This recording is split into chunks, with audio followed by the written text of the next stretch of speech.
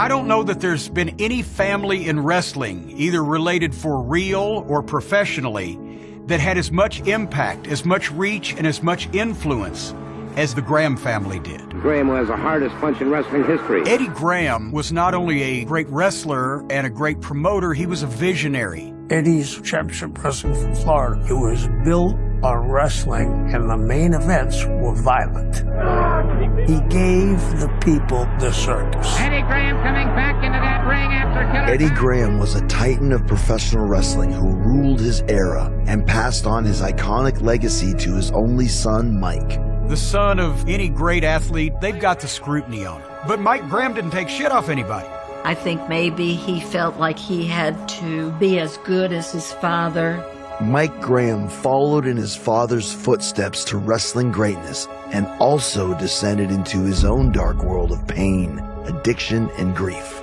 The wrestling culture is very cutthroat. You have to have this thing about you where nothing's going to break you. He was under tremendous pressure from so many different angles. Mike kept shit to himself too, like his father. The apple didn't fall far from the tree.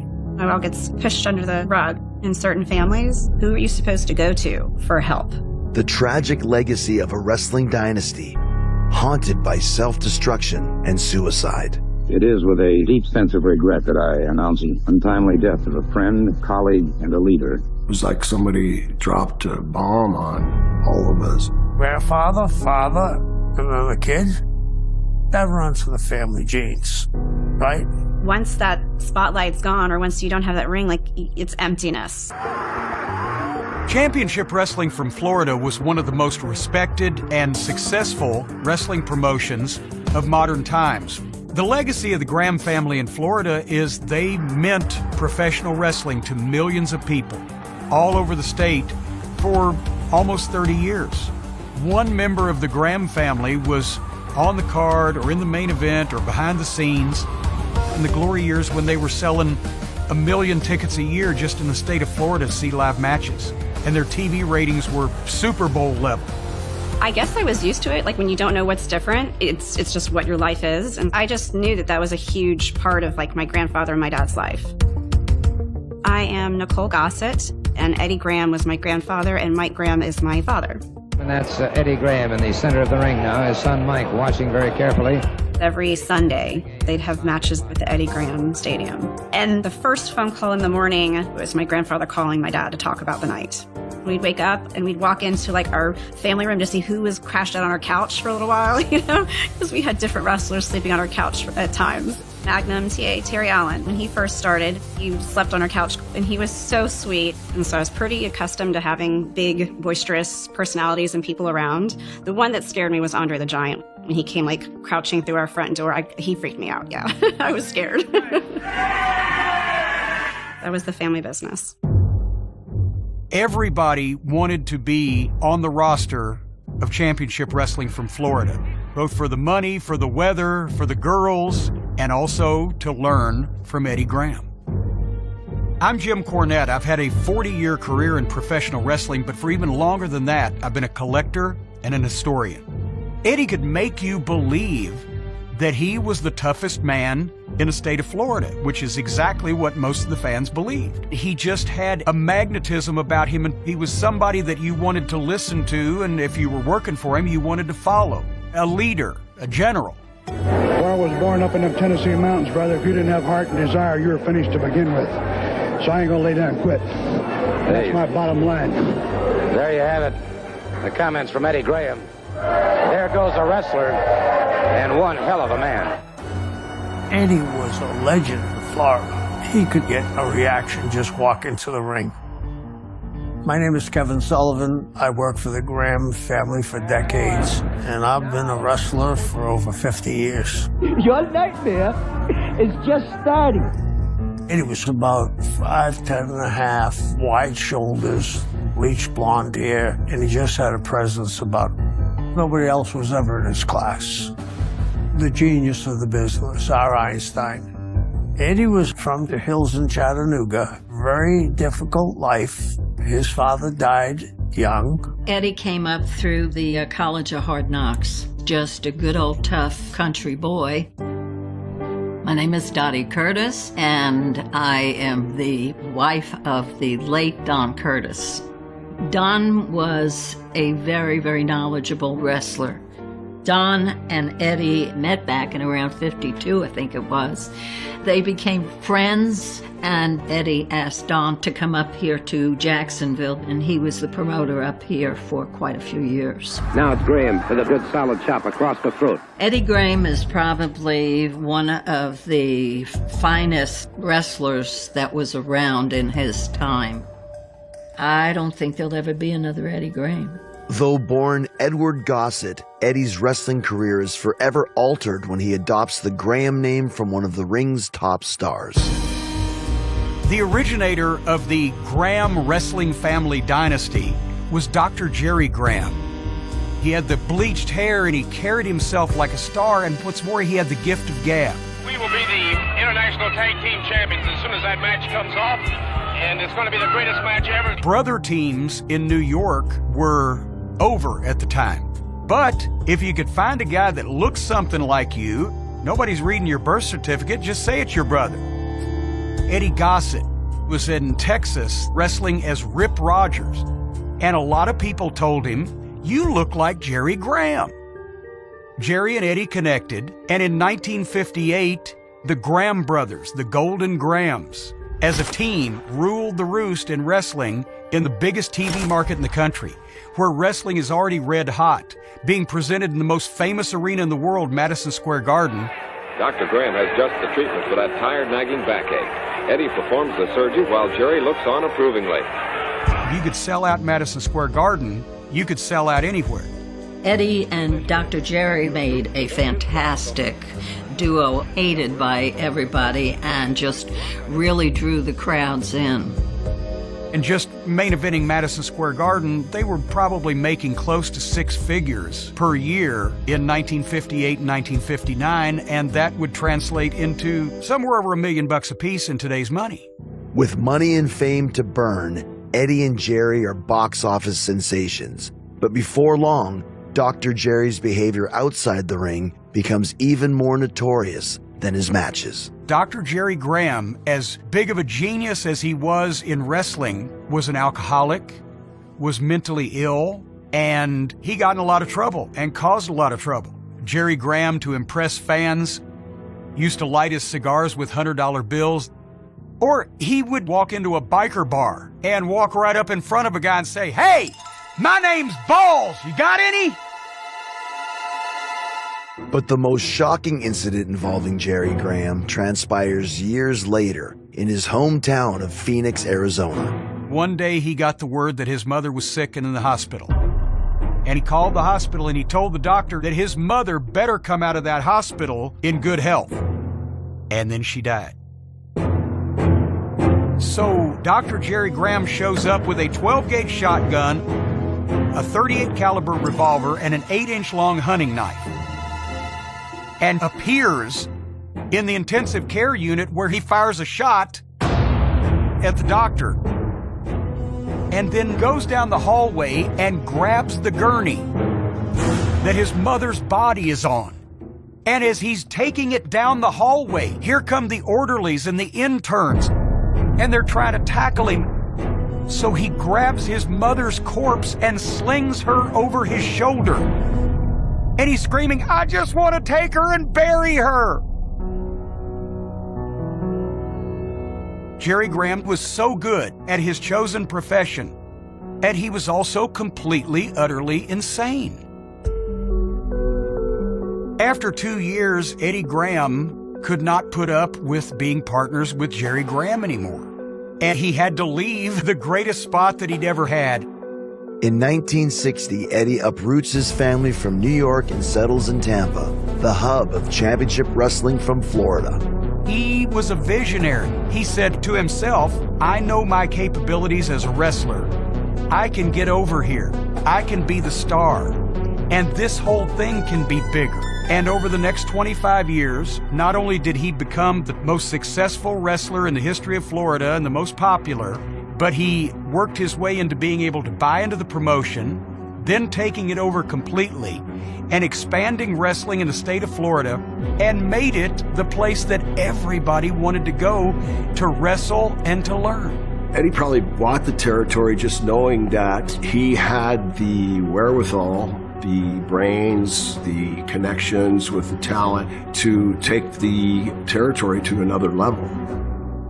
Hi, I'm B. Brian Blair, and I started wrestling in Florida in 1977. Got my start right here in Tampa. Blair has him up, the airplane spin. The Armory was hot. I would call it like Saturday Night Fever. It was so entertaining. Tonight, we're in a jam-packed Armory in Tampa, Florida, the home of championship wrestling. All the wrestlers from Championship Wrestling from Florida gave their all every Tuesday night at that place. Growing up in Tampa, wrestlers were just huge. Fans would come up to them. We couldn't go anywhere without someone wanting to talk to my dad or my granddad. And it was telling that Eddie Graham would have continued good relations with Vince McMahon Sr. and later on with Vince McMahon Jr. He was someone that the other promoters all called to ask for advice. The president of the NWA, Eddie Graham, now describing the conditions in the contract. Both wrestlers are to post a... The National Wrestling Alliance was an organization of promoters from regional territories all over the country. And there was no major decision made in the NWA without consulting Eddie Graham. He was president twice. He was well respected, but he was a complicated guy. Eddie would do some violent things. He was a tough person. You either did what he told you to do or you were out. Now, there was the side of Eddie Graham that did want to keep the credibility of the wrestling business, and guys were expected to lay shit in to make people believe what they were doing was real. Eddie Graham was a stickler. He said, if anybody here gets their ass kicked by a mark, you're fired. In other words, you get your butt kicked by a wrestling fan, you're out of here. You protect the business at all costs. I guess you could call it maybe a horror chamber down there at the sportatorium, but fellas would say they wanted to wrestle, and they figured all you had to do was get in the ring and perform. They'd put them through their paces, and, you know, some of them would just, they couldn't take it. I had to do things that I'm not proud of, that I didn't like to do. A couple of them I did. Well, they wanted you to break people's bones.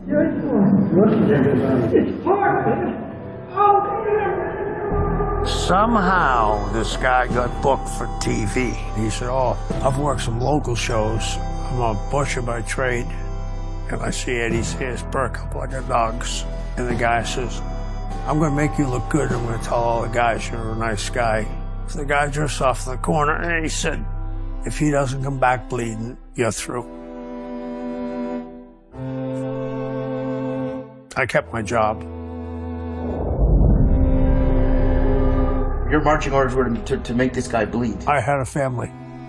At that period, it was my livelihood. Wasn't his livelihood.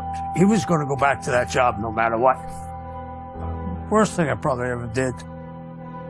Eddie's hard-nosed ambition to dominate the wrestling trade is all-consuming, but his desire for power is far from his only flaw.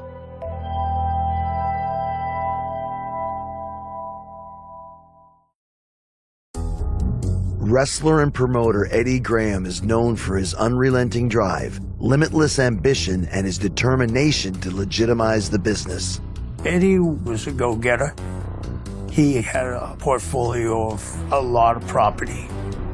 He expanded outside of the wrestling business. He wanted to write checks rather than receive checks.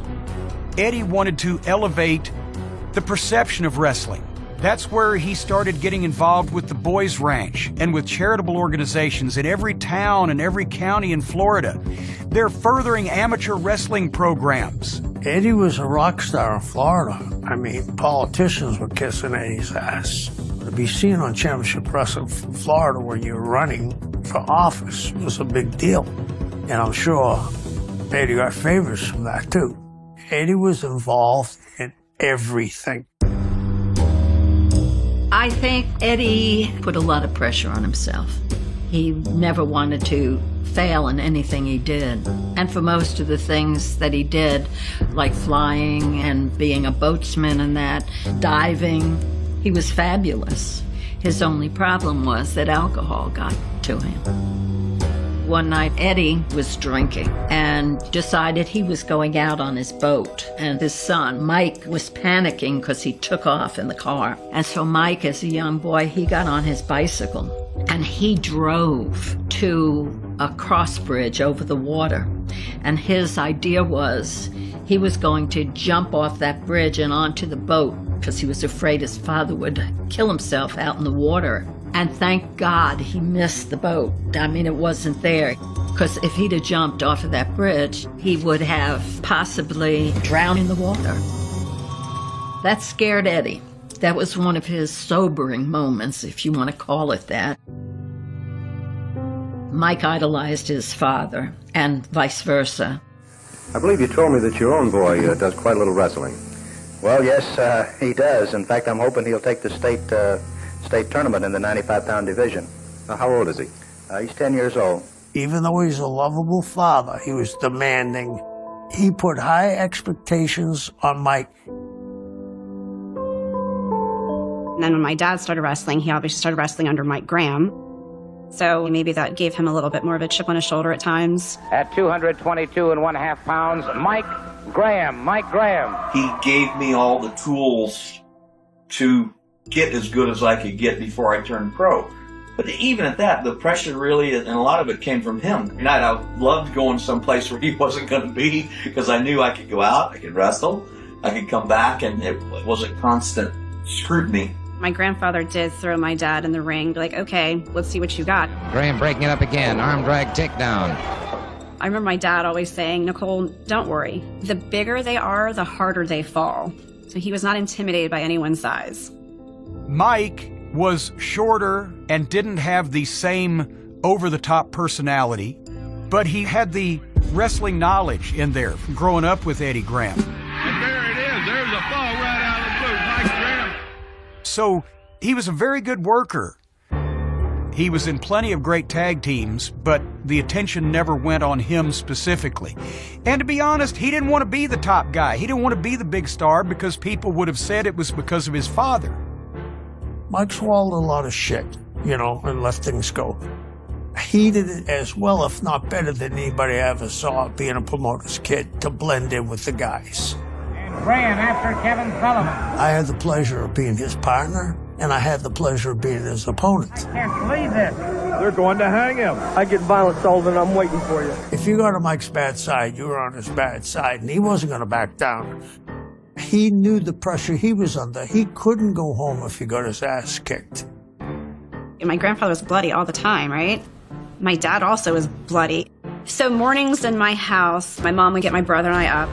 My dad would be in bed because he'd get home so late and he was just hungover, beat up. And we'd go in to kiss my dad goodbye in the morning. And there'd be tape on his forehead with blood and bite marks on his finger and the smell of alcohol oozing from his body. And we'd kiss him goodbye. See you later, Dad. Have a good day.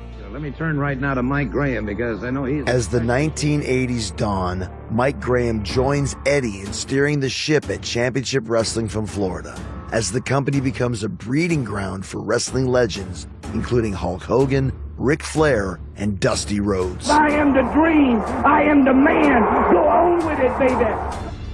Dusty was like the original surrogate son. He loved Dusty, and Dusty loved him too. Dusty Rhodes, of course, was always around. We'd all go out to the beach together. Dusty would always say that fat looks better tan. Eddie Graham took Dusty under his wing, and he became the most popular wrestler in the history of the state of Florida. When Dusty turned babyface, the territory was on fire, and all of us became so close. We were like family. And now the ring beginning to fill. Jerry Briscoe charges in, Don Serrano, Brian Blair, and a host of others. As this younger generation elevates the territory to a whole new level, Eddie, now in his 50s, decides to quit the ring for good, just as his pursuits outside of the business begin to bring him trouble. There were a lot of things going on in Eddie's life. He was torn between two women. He was in business with some shady characters. I could tell that Eddie was drinking too much. He was maybe taking too much medication. He had a lot of struggles in his life, personally. When he came back in the plane at nighttime, there was a store that was open, and he could get a cheap bottle of wine there. Every time he was driving, he would chug-a-lug that wine down, and he would take the bottle and he'd throw it out of the car into the grass. And he came home one night and the place wasn't open, and he was so desperate. He went out into the field there and he groveled around in the dirt and found all these bottles, and he sat there in the field and drank the dregs out of those bottles. By this time, alcohol had taken over. He couldn't stop.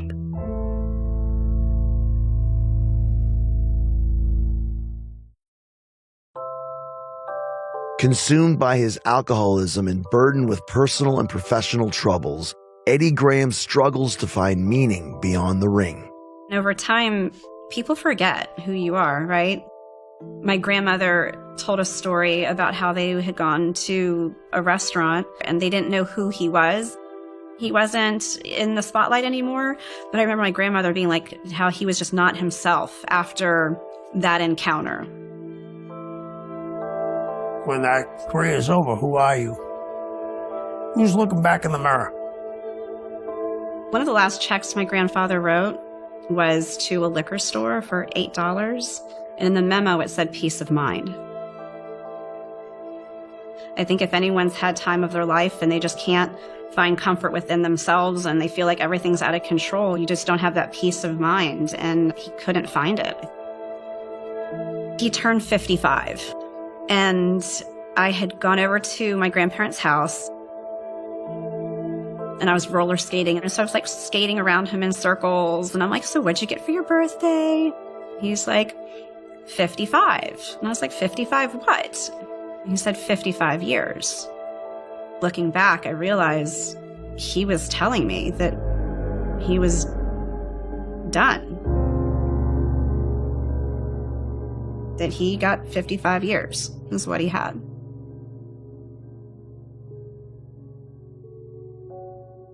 I was at the Super Bowl. The Miami Dolphins were playing the San Francisco 49ers.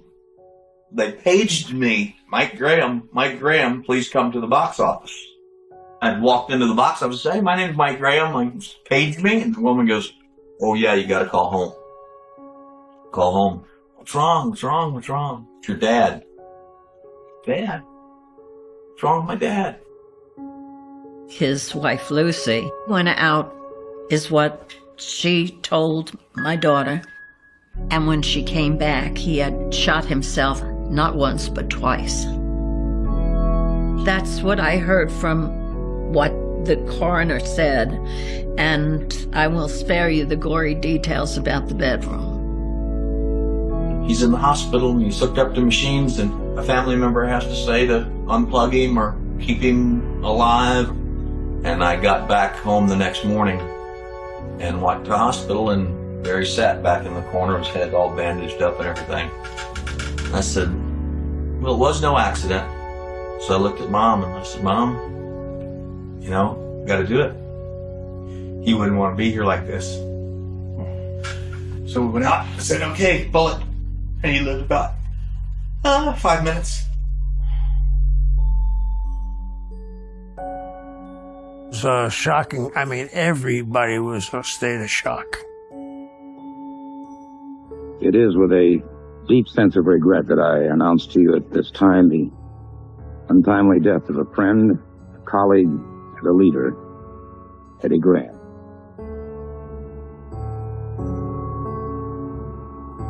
I immediately started crying.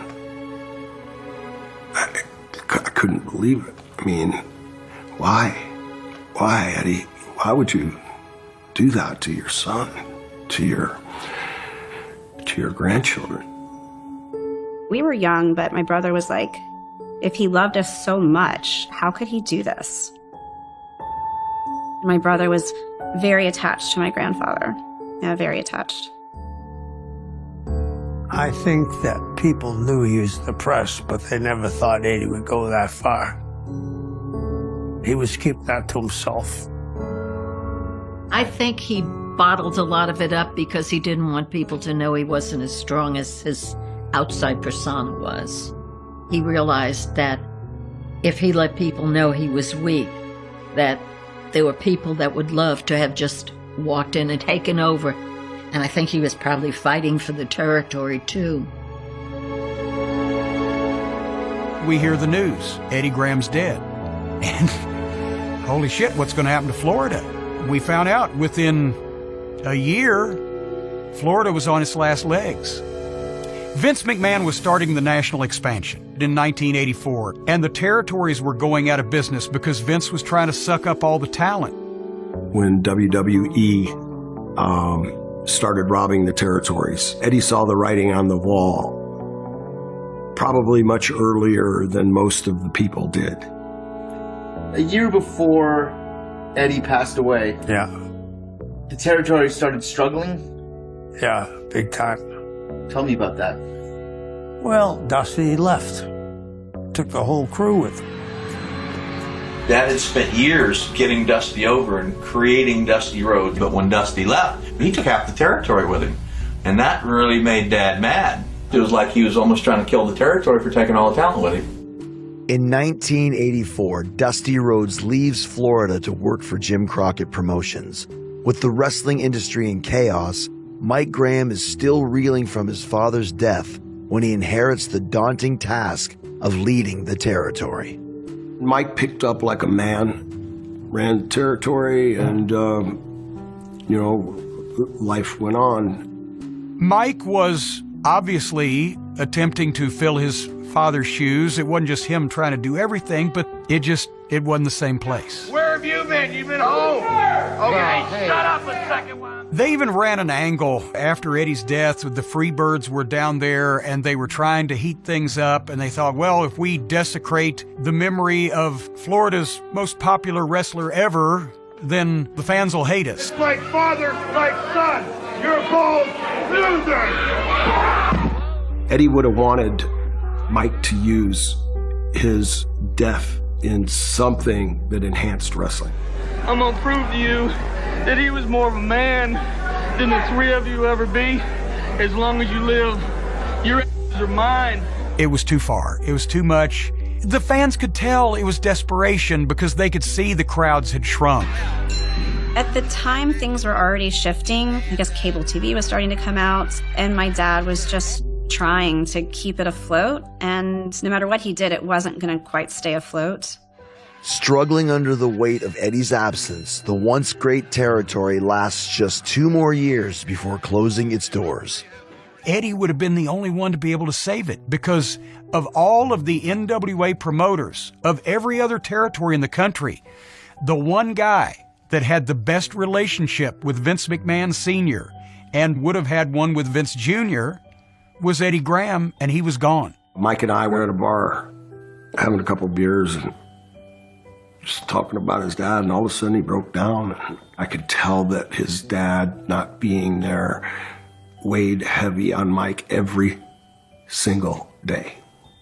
Already grieving the death of his father and the loss of their family's wrestling empire, Mike Graham is soon to face another devastating tragedy.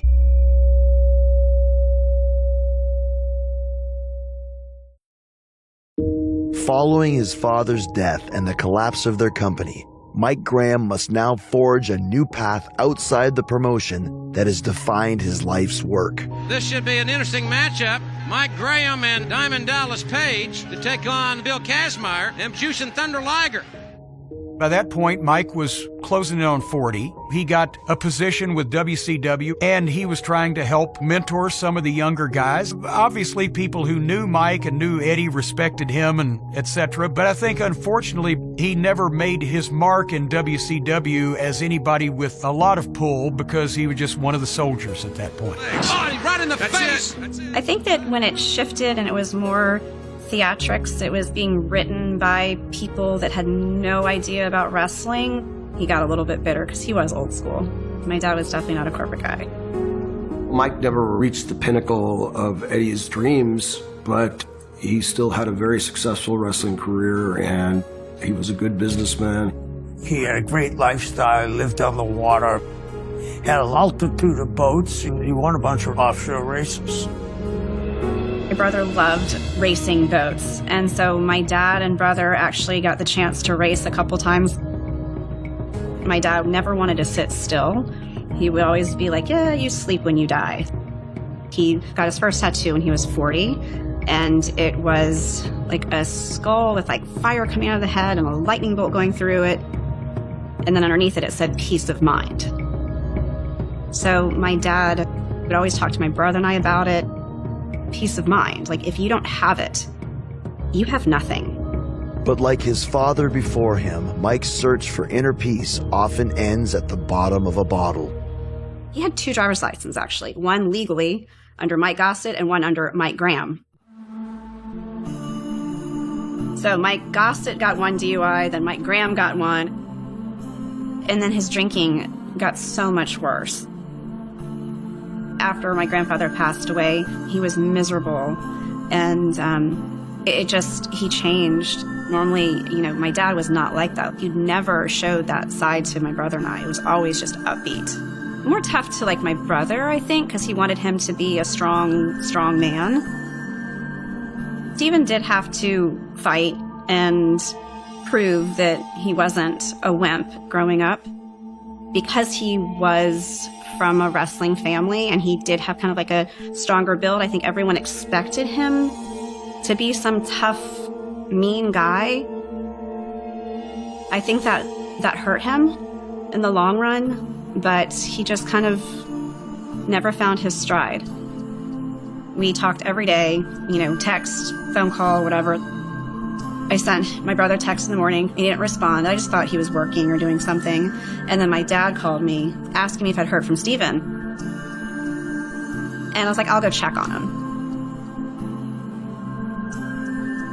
And so that's how we found out that he took his life.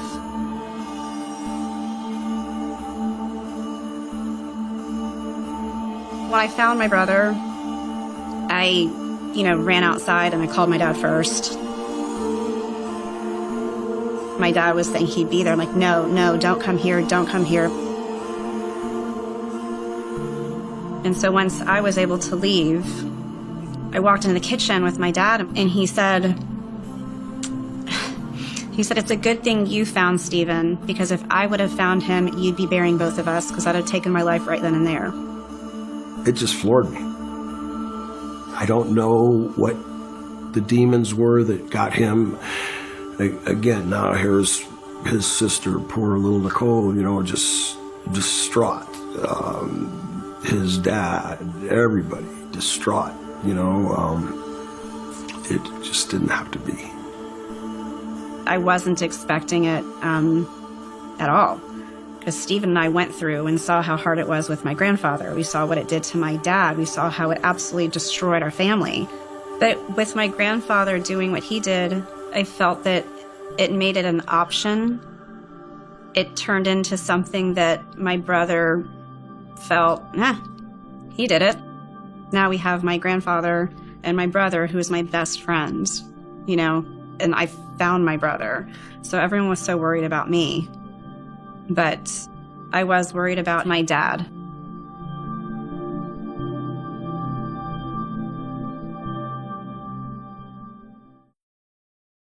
Haunted by the death of his son Stephen in 2010, Mike Graham struggles with the pain of losing another family member to suicide. I think every parent blames himself. He said, I must have been a shitty son and a shitty father. Pretty heavy. Sometimes we're our own worst critics, and we're hard on ourselves about different things. And I think that, there's many things that Mike could have thought about, and it was just another one of the things just knocking on the bad side of his brain. Between his dad and now my brother, he just absolutely was crushed. Mike and I were close, but we weren't that fuzzy, good feeling close. And he called me up and said, "Hey, you know I love you, right?" I said, "I love you too, Mike." And that was it. He hung up the phone.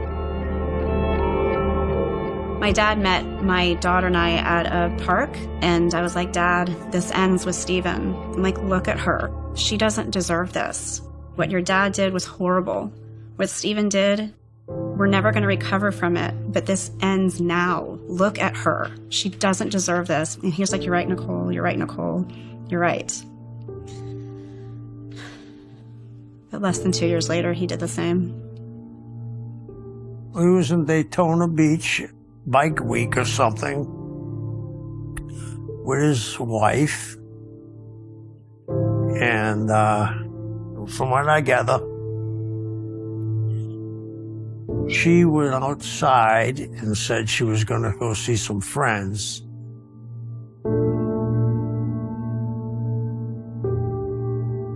When she got back and opened the door, simultaneously, she heard a gunshot. And there was Mike, dead in his son Steven's cowboy boots.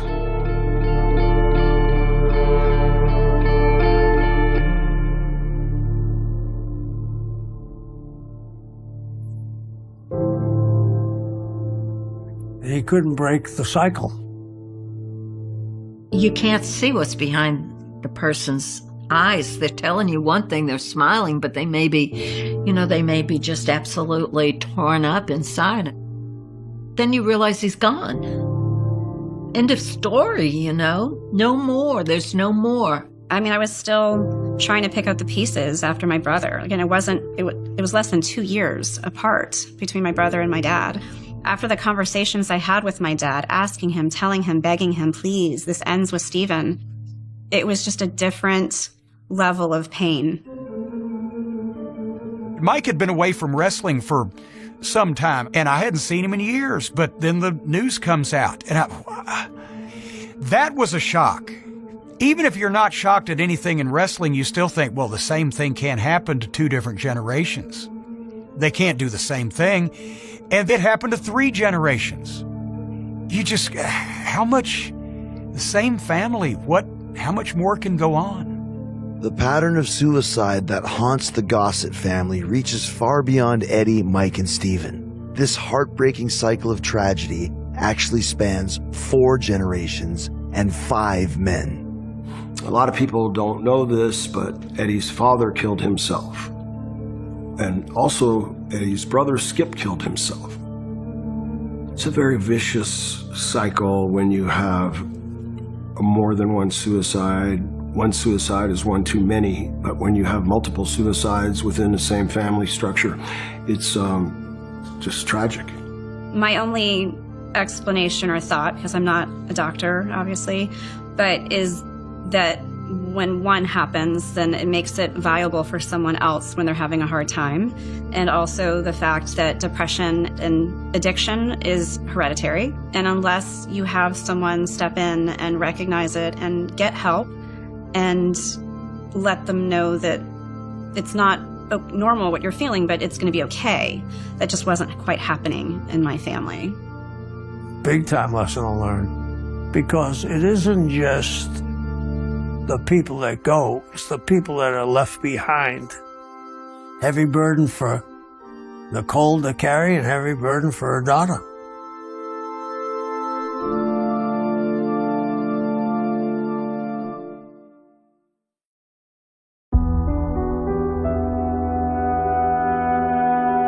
We are at the old armory, which is now the Brian Glazier Jewish Community Center. And Larry Simon, who was Boris Malenko, who my grandfather had huge feuds with, his son helped put this together in a way to commemorate all the wrestlers that came here every Tuesday for many, many years.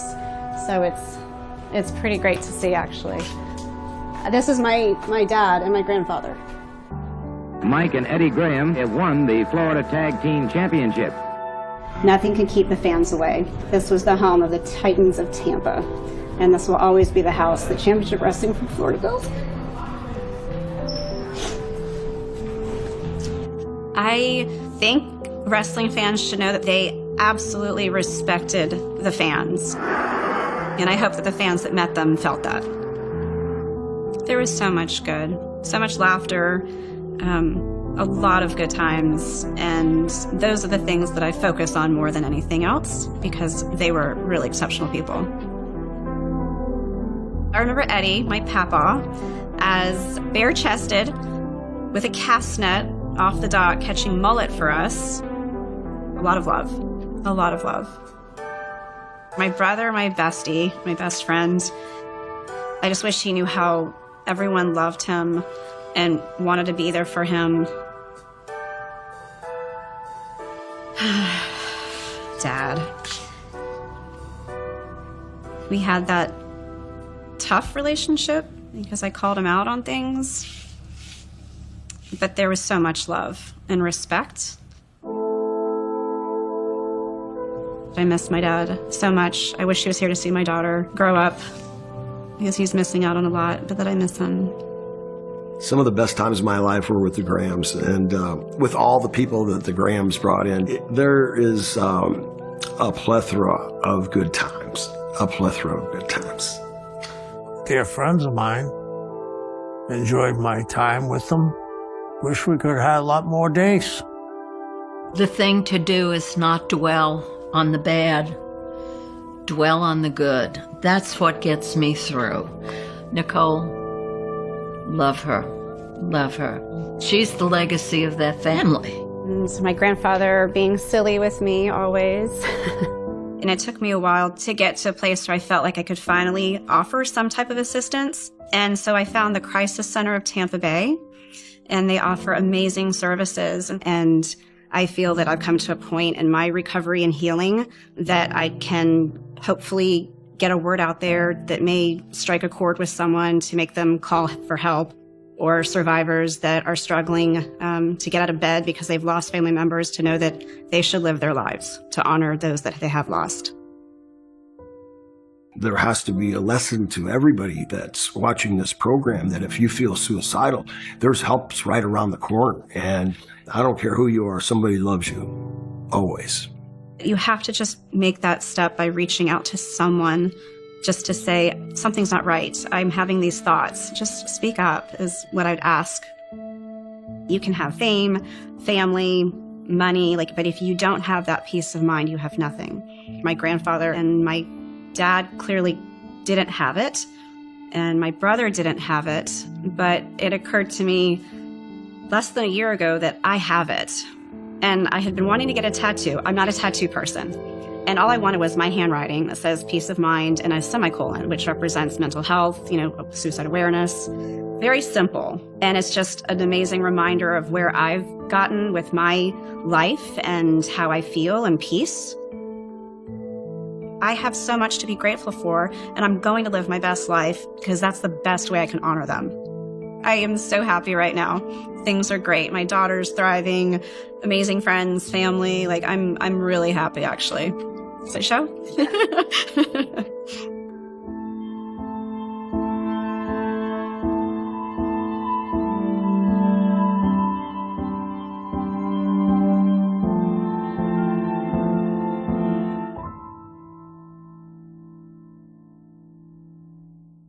Parents meticulously instill within Gail profound, lifelong appreciation for hard work, unwavering effort, moral integrity, and the joy derived from earned rewards. They were a loving household.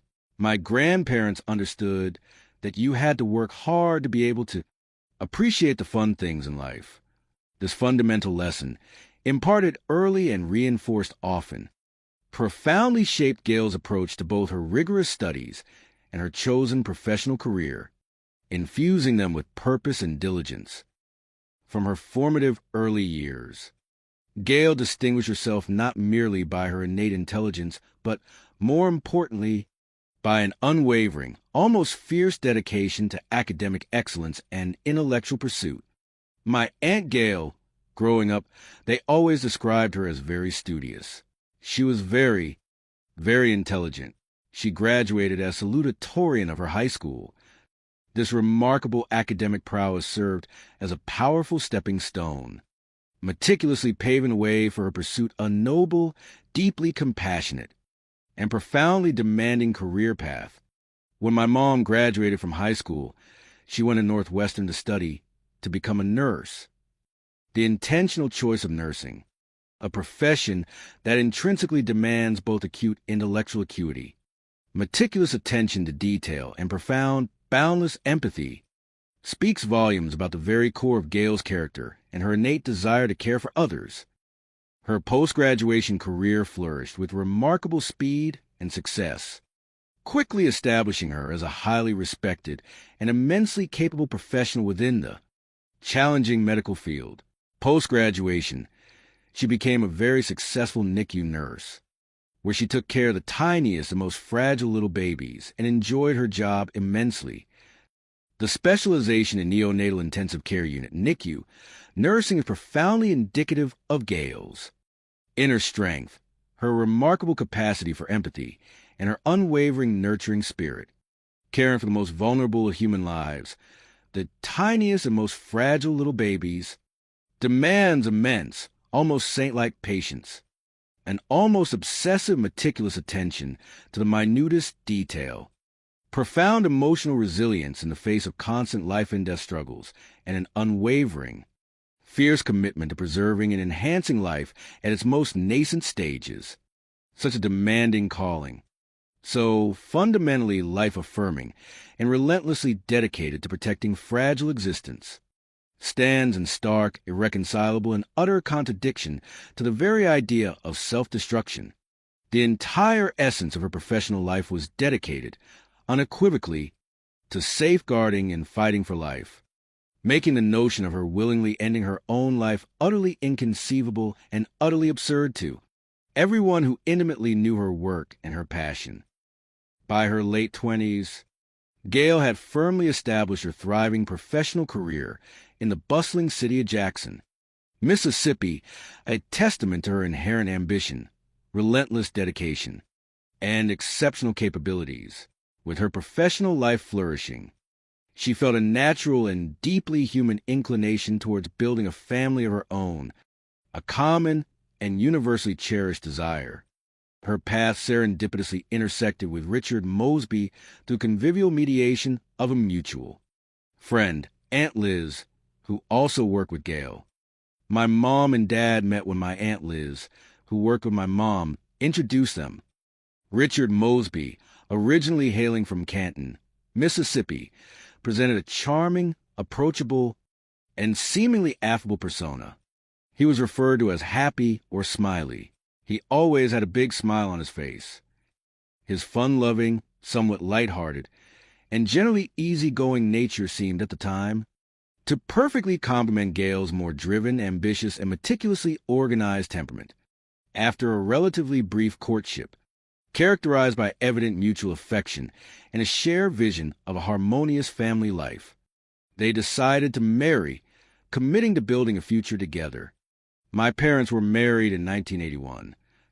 Their loving union soon brought the joyous, often cacophonous, sound of children into their lives, expanding their family and their happiness. They had my brother Bill in 1982, and then I was born in 1985. To the external world, observing their burgeoning family unit, they appear to be genuinely content, deeply happy, and profoundly in love, a couple achieving the quintessential American dream. They appear to be very happy, very much in love. Aunt Gail was happy to finally have found someone. This pervasive sense of fulfillment, of having meticulously achieved the personal and professional milestones she had desired, further powerfully countered the emerging dark narrative of internal despair and self-destruction. To provide for their rapidly growing family, Richard embarked on an entrepreneurial venture, establishing his own tire business in the vibrant city of Hammond, Louisiana. He and Gail subsequently acquired a house there, seemingly settling comfortably into a promising new life filled with shared aspirations. domestic bliss, and the bustling energy of young children. My first memories of life were growing up in Hammond. My dad was a great dad, and my mom was a great mom. I felt loved by both of them. These idyllic early years were imbued with the warmth of familial affection and a reassuring sense of domestic stability, painting a picture-happy, carefree childhood. However, Richard's entrepreneurial ambition, unfortunately, soon encountered unforeseen and formidable obstacles. My father had a family tire business in Canton, Mississippi that was fairly successful, and I think my dad wanted to try to duplicate that, but unfortunately, the business failed. The collapse of the tire business delivered a devastating blow, profoundly impacting their lives not only financially, but also emotionally. Gail, with her characteristic fortitude, immense inner strength, and unwavering dedication, continued to work diligently as a highly successful NICU nurse, thereby providing the primary and often sole income for the family. However, the combined and escalating economic burden of supporting 2 young children and covering mounting rent payments, particularly after cessation of Richard's income, proved to be an overwhelming strain on a single salary. Faced with these undeniable and increasingly harsh financial realities, Gail and Richard made the incredibly difficult and emotionally arduous decision to relocate back to Jackson, Mississippi, hoping to secure a fresh start and more stable employment for Richard. So she and Richard made the difficult decision to move back to Jackson. When they moved back, Richard went back to work, I understand, for the tire company. He was not making the money he had made prior. The diminished income, coupled with the profound psychological weight and emotional strain of a failed business venture, created an environment ripe with marital tension, underlying friction and mounting stress. There was a lot of stress, the failure of the tire business and the strain economically that it put on my family ended up leading to them divorcing. Yet, even in the deeply personal and often acrimonious dissolution of their marriage, Gail and Richard, to their credit, demonstrated a remarkably commendable maturity, particularly where their children's well-being was concerned. My parents got divorced in 1986, but they still got along great. I mean, it was a happy family still. It's just that they weren't married. Following the divorce, my mom had full custody and my dad had every other weekend. They got along better post-divorce then. They did when they were married. They were very amicable. Such a healthy and functional co-parenting relationship, truly admirable and unfortunately rare in many divorces, eloquently illustrated Gail's enduring dedication to creating a stable, emotionally secure, and loving environment for her children, even in the face of her own profound personal heartache and marital dissolution. 2 years subsequent to their divorce, Richard chose to remarry, embarking on a new marital journey. Gail, however, consciously and deliberately chose a different path, remaining single and unequivocally dedicating herself, heart and soul, to the multifaceted demands and profound joys of motherhood. For her, motherhood was not merely a societal role. It was an all-encompassing identity, a profound life purpose that superseded and outshone any personal romantic aspirations. For her, motherhood came before everything else. My mom's greatest aspiration was to be able to see me and my brother successful and grow up to be the best we could be. Her innate, almost boundless patience, meticulously honed and perfected in the demanding, high-stakes environment of the NICU, extended effortlessly and profoundly to her own beloved sons, a wellspring of calm and understanding. I don't know how my mother could be as patient as she was with me. That's what made my mother such. A great mother is how much I sense that she cared about me. Gail's entire life, when viewed in its rich and complex totality, was an eloquent and compelling narrative of unyielding ambition, profound personal resilience, deep human connection, and an overwhelming, utterly selfless dedication to her children, a constellation of attributes that made the notion of her willingly committing suicide an act utterly inconsistent with the very fabric of her being. a betrayal of everything she fundamentally stood for, fiercely loved and deeply cherished. The journal's confession, a glimmer of personal turmoil, a veil of secrecy torn by envy. 6 arduous and dedicated years had passed since Gail assumed the challenging and profoundly important mantle of a single mother. Years she had devoted unreservedly to nurturing her beloved sons and meticulously constructing a stable, loving home, a sanctuary of peace and growth for them. Now, she was discovered dead in her bathtub, presented initially as an apparent suicide, a narrative that threatened to simplify and tragically misrepresent her complex life. The subsequent discovery of her personal journal at the scene initially offered what many interpreted as a potential, albeit deeply tragic, explanation for such an unimaginable act, providing a glimpse into her emotional struggles. Her journal found at the scene offers a potential reason for why she would end her own life. She had been having some problems with depression at the time. The entry spoke candidly and with raw emotion of a recent, profoundly painful breakup in her life.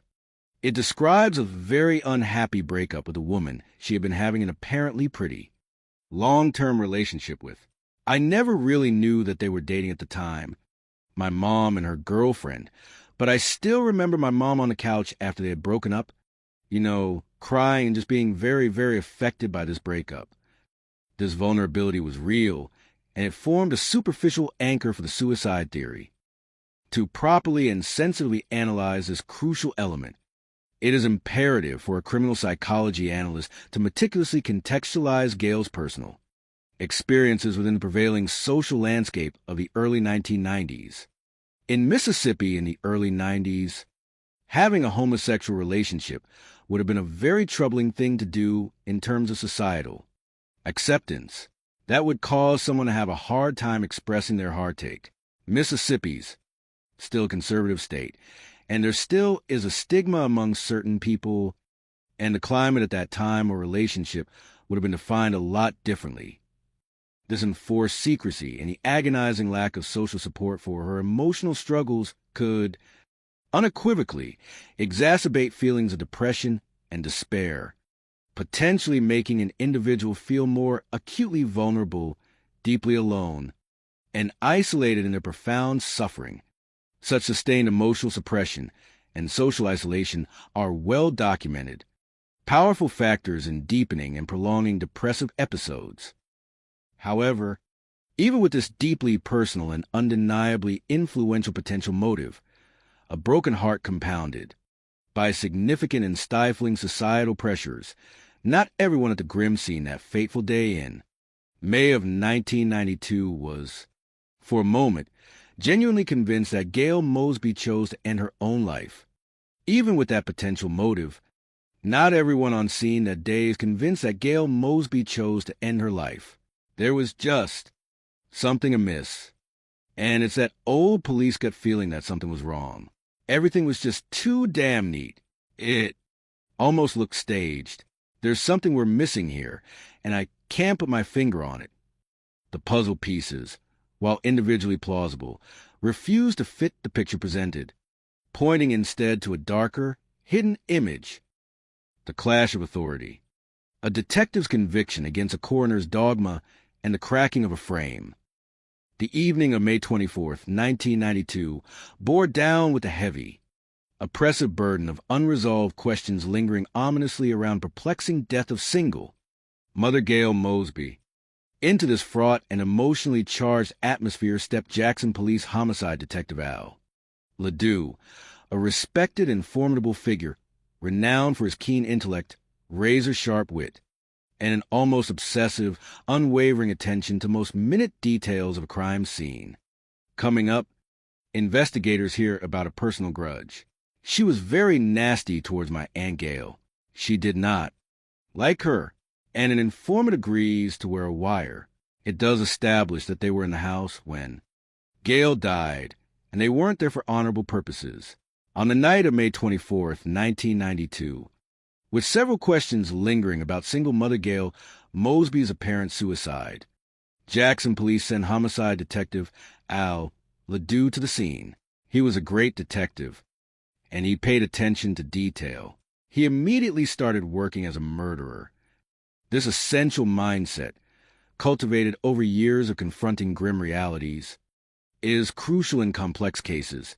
It ensures that no possibility, however remote, is prematurely discarded or casually overlooked in the rush to conclude, while diligently acknowledging all potential scenarios, including an accidental overdose or a severe, unexpected reaction to medication. There was a possibility that maybe she took some meds and just had a bad reaction. But, you got to explore all possibilities. His underlying, powerful professional instinct stubbornly whispered of foul play. The paradox that confronted him was stark and deeply unsettling. There was absolutely nothing that would indicate anything was wrong other than there was a dead woman in the bathtub. He and I both just knew there was just something we were missing, but we didn't know what it was, and he was going to find it. His unwavering determination, a quintessential hallmark of truly excellent detective work, would ultimately prove paramount in meticulously unraveling the stubbornly complex knot of deception. Detective Ledoux meticulously conducted a painstaking, systematic sweep of the entire residence, moving with the methodical precision of a predator hunting its prey, observing every surface, every shadow. His initial findings largely aligned with earlier observations by the patrol officer. No overt, discernible signs of forced entry or violent, overt physical struggle were immediately apparent within the living areas. He looked around a lot and did not see anything turn over, no indication anybody had tried to break in a window or the door, but he did happen to notice that there was a framed picture. The glass was cracked. The more I looked at it, the more I got suspicious of it, and so was the lead detective. He and I, we just said, there's something wrong. The cracked glass, a subtle yet profoundly significant detail, a guarded secret deliberately withheld from public knowledge, would later become an irrefutable validation of true insider knowledge, proving invaluable in precisely discerning truth from sophisticated deception, an indicator of a struggle that had indeed occurred.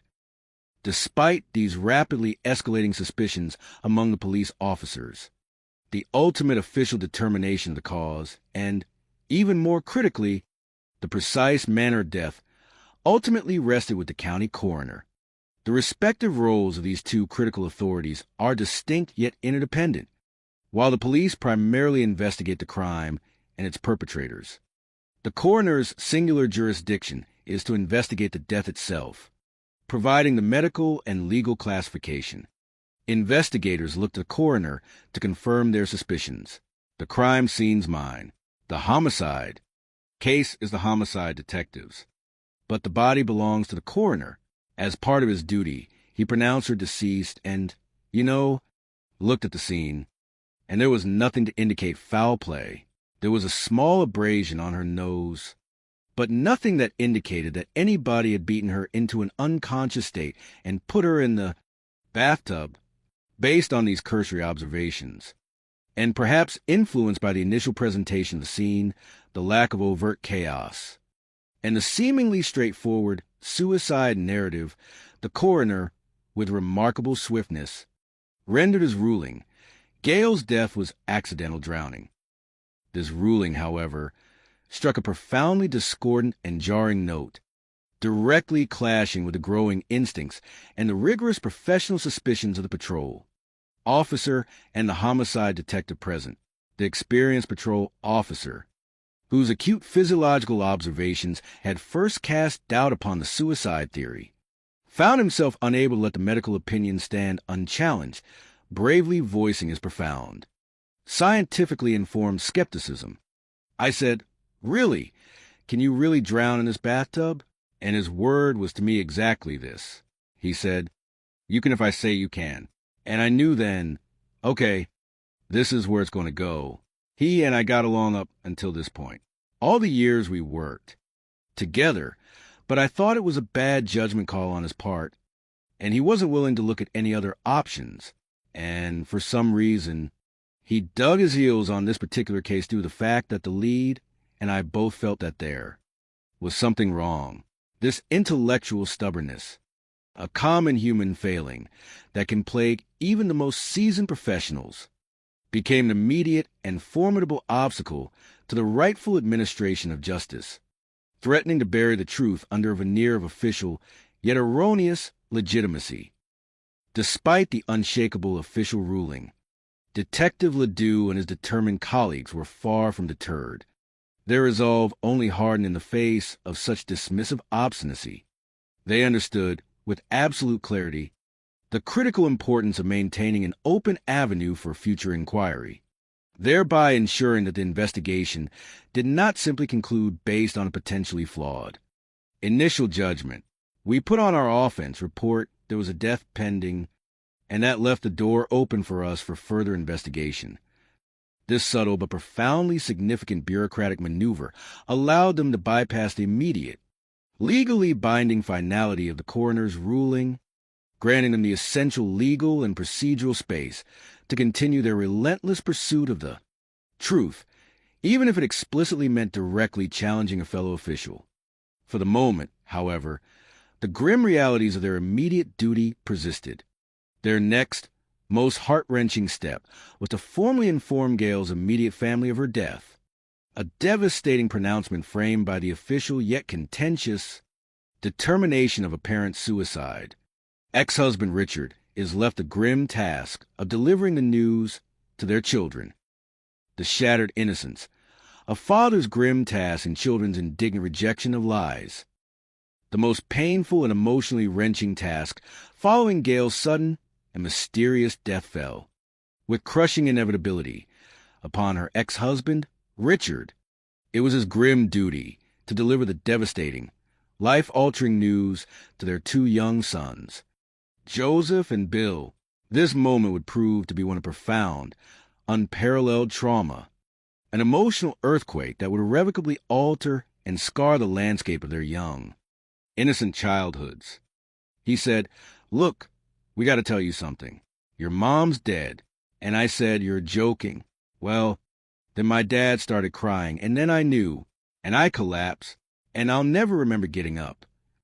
The vivid, searing memory of physical collapse, a visceral and involuntary manifestation of acute shock, unimaginable sorrow, and the shattering of his world, powerfully illustrated the profound depth of his initial anguish and the indelible, permanent mark it left upon him, a scar etched deep into his nascent consciousness.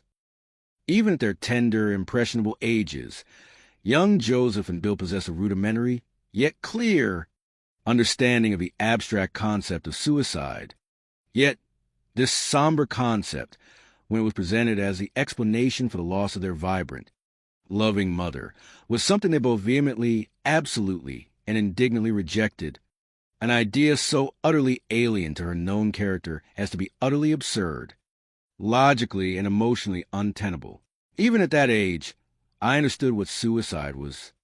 So to have someone tell me that my mom committed suicide was just the most absurd thing that I could think of as investigators contact more of Gail's family about the circumstances of her death. Her loved ones say it's more likely someone did this to her.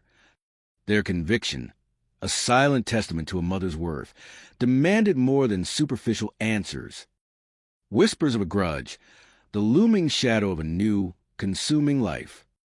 As investigators continued their solemn protocol, painstakingly reaching out to more of Gail's grieving family members about the perplexing and troubling circumstances of her death, a consistent, insistent, and undeniably powerful chorus of profound disbelief emerged. Her loved ones did not merely question the suicide theory, expressing vague doubts.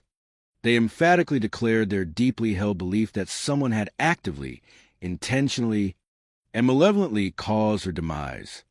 A particularly chilling and profoundly significant piece of information surfaced from Gail's devoted sister, a premonition, a moment of profound fear that Gail herself had expressed just a mere 2 weeks prior to her death.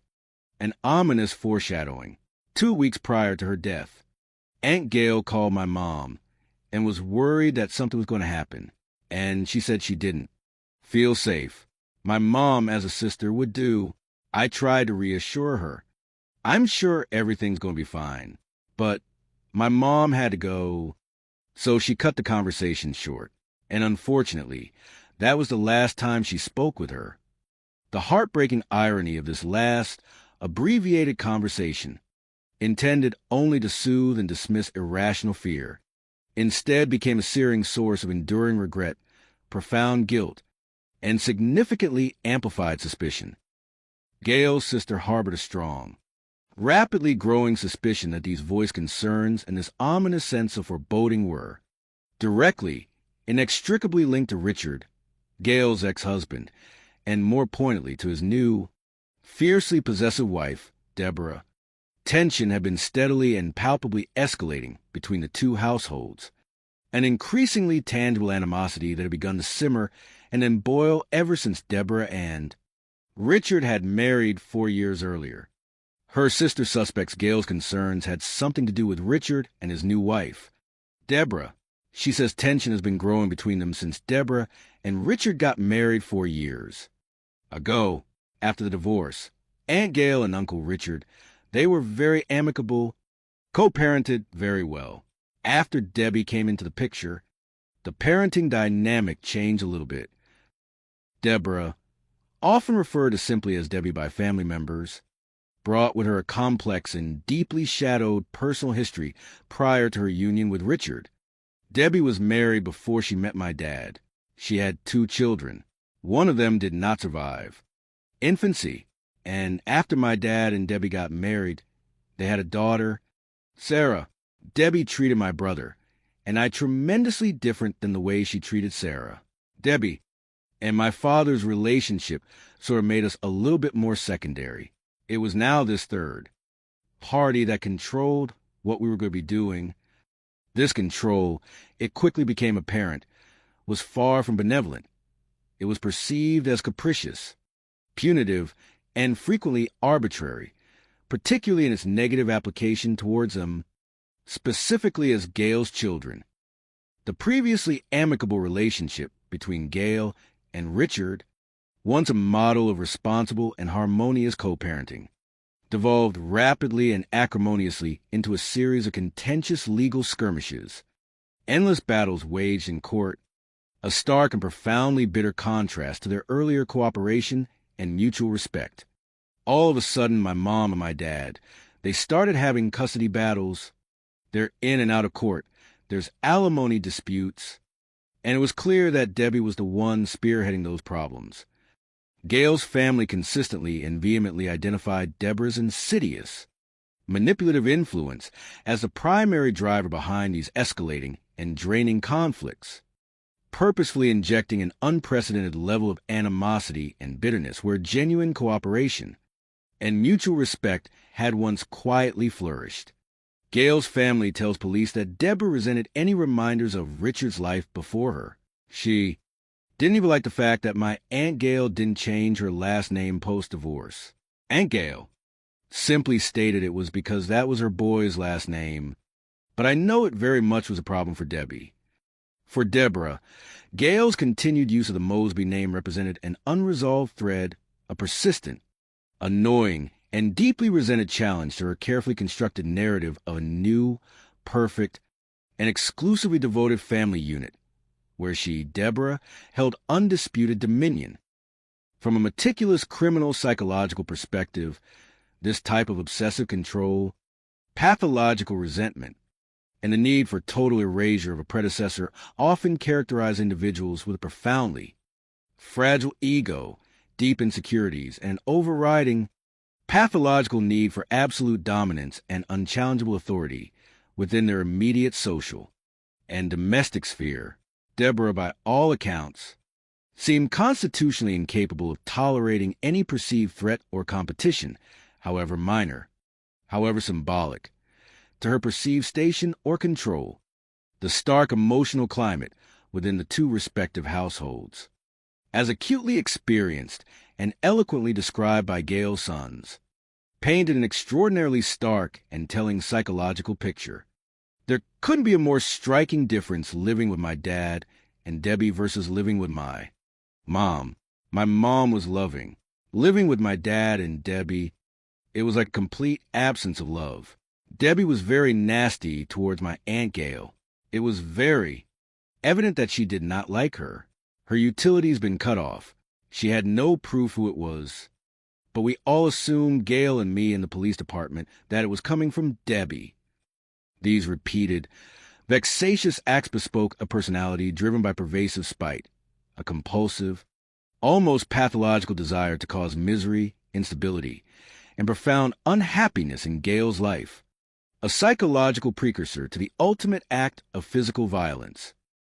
Investigators further gleaned a crucial and deeply saddening piece of information that directly connected Deborah's relentless campaign of harassment to Gail's emotional turmoil, the incessant pressure, psychological manipulation, and corrosive drama originating directly from Deborah had been a highly significant contributing factor to Gail's recent breakup.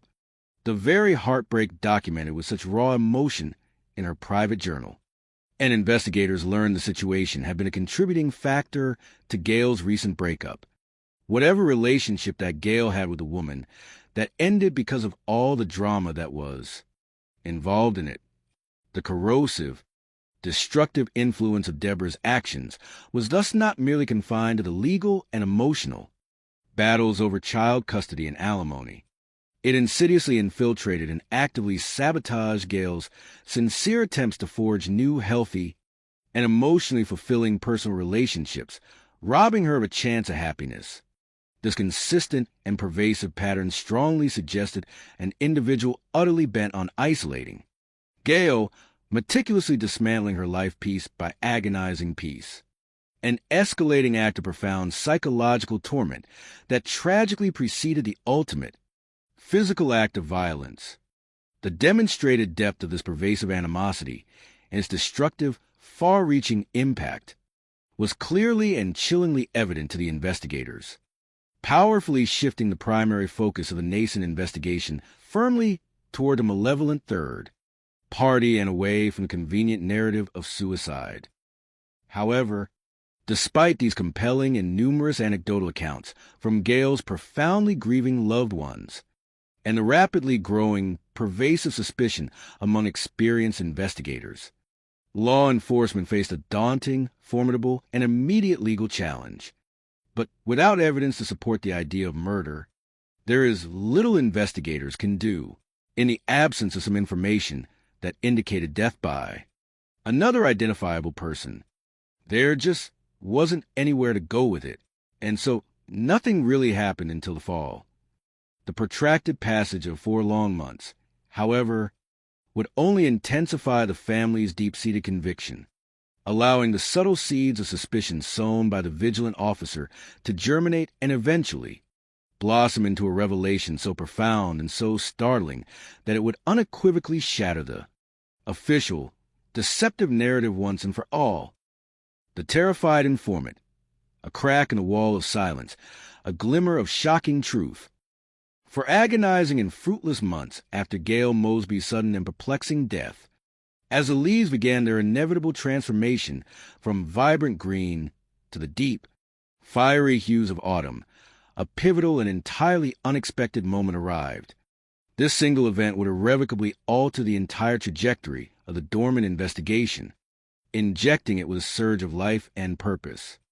A woman, later identified by investigators as Vicky Mordecai, sought refuge and urgent protection at the local office of the Federal Bureau of Investigation, arriving unannounced on a quiet Sunday afternoon, radiating an almost palpable, bone-deep terror. In September, a woman who we now know as Vicky Mordecai went to the office of the FBI on a Sunday afternoon, and she was terrified, and what she said changed the investigation. 4 months after the death of Gail, Mosby, a woman, approaches the FBI seeking protection in exchange for information about the case. Vicky Mordecai's intricate, deeply unsettling tale began not with murder, but with a clandestine and illicit criminal operation, one that highlighted her own entanglement in a dangerous world. What Vicky Mordecai tells this FBI agent was that she and her husband, a guy named Ricky Mordecai, were in the business of raising marijuana up in northeast Mississippi, and that an entire crop had disappeared. They were in business with her stepfather, Roy Kyle. Roy Kyle was accusing them of having stolen the crop. This accusation, far from being a simple dispute, had rapidly escalated into a terrifying, unambiguous threat of ultimate retribution. She told them that her stepfather, she felt, was going to hire a hitman to kill her and her husband, and that she was terrified because she knew that he had hired a hitman to kill someone else previously. This precedent, a cold-blooded act of contract killing in the not-so-distant past, rendered her current, desperate fear profoundly credible and chillingly plausible. It was at this critical juncture, fueled by her desperate need for self-preservation, that Vicky Mordecai dropped a bombshell directly pertinent to the dormant Jackson case. She began, haltingly at first, to describe this previous murder, a specific crime whose intimate and corroborating details had been meticulously, even ruthlessly, kept from public disclosure by the diligent investigators, a tightly guarded secret. A woman in Jackson, Gail Mosby, she began to describe the scenario. This woman in the bathtub. They went over to this woman's house and, killed her, she said. In the course of it, something glass got broken. The cracked picture frame, a subtle but persistent anomaly that Detective Ledoux had painstakingly observed at the scene, was now verbally manifested by a terrified informant. The FBI agent, initially encountering Vicky's sensational and almost unbelievable narrative, quite rightly approached it with a necessary degree of skepticism and professional caution, given the fantastical nature of such claims and the informant's known involvement in criminal activities. He looks at this set of circumstances and says, well, I don't know. This is a little too crazy. But he called the Jackson Police Department, Homicide and Robbery Division. When Jackson homicide detectives hear about the broken glass, they immediately know Vicky is telling the truth because that detail was never made public. So the detective said, I want to talk to her. Vicky Mordecai subsequently came forward, her terror still evident, but her resolve strengthened by the promise of protection, recounting her astonishing and convoluted story in intricate detail to the Jackson police with unwavering conviction and chilling precision. So she came over there and, told him the story, and he says, from whom did you get this information? She told him that she had heard this from her sister, Debbie Mosby. According to Vicky, her and Debbie's stepfather, Roy Kyle, was only the middleman. Deborah said, I need somebody to take care of Gail. Can you help me with it? He said, well, yeah. And its threads led directly to the woman who seemed to embody pure spite. Vicky then proceeded to meticulously detail the alleged sequence of events surrounding Gail's brutal murder, information she had acquired, piece by chilling piece, directly from Deborah. What Vicky says that Deborah Mosby told her was that Billy Ray Ford, this hitman, had come over to their home.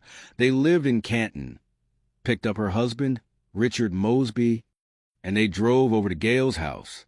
There was no sign of any forced entry, because Gail thought she was only letting Richard in, and she didn't know Billy Ray was hiding behind the door. Vicky says once the door was open, Billy Ray attacked Gail, and in the ensuing struggle, the picture frame shattered. The meticulously planned method of incapacitation, cold and deliberately brutal, was also starkly revealed. The murderer had covered her mouth and nose with a rag, soaked with something until she was unconscious, and then he had taken her to the bathtub, poured the water until it got high enough, and it drowned her. This gruesome and deeply disturbing narrative not only provided a horrifying, step-by-step sequence of events, but also unequivocally corroborated the police's early, intuitive instincts regarding the deliberate, homicidal nature of the drowning, definitively debunking the suicide theory. The coroner's initial ruling of accidental death, viewed through the irrefutable lens of Vicky's direct testimony, now appeared dangerously misguided. woefully insufficient and profoundly wrong. Investigators, seizing upon these profound and explosive revelations, immediately initiated a comprehensive and urgent background check on the alleged hitman, Billy Ray Ford. His criminal record, rapidly retrieved, provided immediate and overwhelming validation, unequivocally revealing a long and brutal history of violence, painting a clear picture of a man entirely capable of orchestrating and executing such a heinous act. When investigators run a background check on the alleged hitman, Billy Ray Ford, they find a history of violence, including a past conviction for the attempted murder of a sheriff in Warren County, Mississippi. It was reversed on appeal, so that was not a viable conviction to use against him. But, he was a known criminal element out there. Armed with this crucial, validated knowledge, detectives swiftly issued a beyond the lookout for Ford, and, with a renewed and targeted focus, immediately redirected their full investigative attention and resources squarely to Deborah Mosby, who was now exposed as a cruel architect of the plot. Deborah's documented, deep-seated, and almost pathological animosity towards Gail, previously contextualized and unfortunately dismissed as mere trivial domestic squabbling, now took on a much darker, far more sinister and profoundly malevolent hue.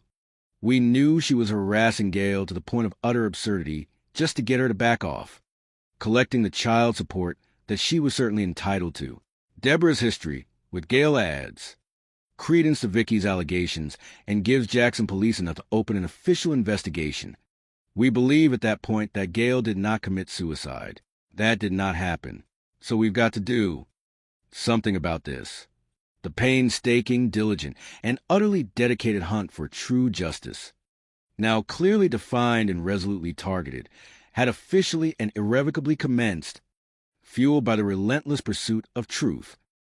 The invisible recorder, a tapestry of deceit woven with electronic threads and evasive words. With Richard and Deborah Mosby now unequivocally identified as the primary suspects, the cruel perpetrators, in the callous murder of his ex-wife, Gail, the prosecution team led by Tommy, understood instinctively that mere suspicion, or even the compelling, albeit indirectly obtained, testimony of a terrified informant, was not going to be enough to secure an ironclad conviction in a demanding court of law. Legal rigor, especially in a capital murder case, mandated more direct, corroborating evidence, something irrefutable and concrete that could speak for itself. With shrewd strategic foresight and meticulous planning, detectives cautiously approached Ricky and Vicky Mordecai, the very individuals who had courageously broken the case wide open, with a delicate and profoundly critical request to wear a hidden recording device, colloquially known as a wire, and venture back into the lion's den. Coming up, a history of tragedies raises even more questions. Couldn't get past the idea that we're talking about two people who drown in a bathtub? It sure is unusual, and investigators face a political battle to prove their case. She was buried without an autopsy, so we get an order to have Gail's body exhumed. Richard and Deborah Mosby have emerged as the primary suspects in his ex-wife's murder, but for now, the only evidence detectives have comes from a confessed marijuana farmer. With more direct evidence needed, detectives ask both Ricky and Vicky Mordecai to wear a wire. Ricky and Vicky get wired up. They go up to Richard and Deborah's house. Their ingenious pretext for this perilous covert visit was meticulously crafted around their very real, desperate fear, a fear that, with chilling irony, was directly linked to the very murder they were helping to expose. Ricky and Vicky are still thinking that Billy Ray Ford has a contract to kill them, so they go there to talk to Deborah and Richard about how terrified they are, and can Deborah intervene and keep this pit man from coming to kill them just as he did Gail. This ingeniously constructed ruse allowed them to approach the suspects under a guise of shared vulnerability and a plea for desperate intervention, a tactic designed to maximize the chances that Richard and Deborah would speak candidly, or at least evasively enough to reveal crucial details. the wires hummed, silently capturing every strained breath, every loaded pause, every damning word.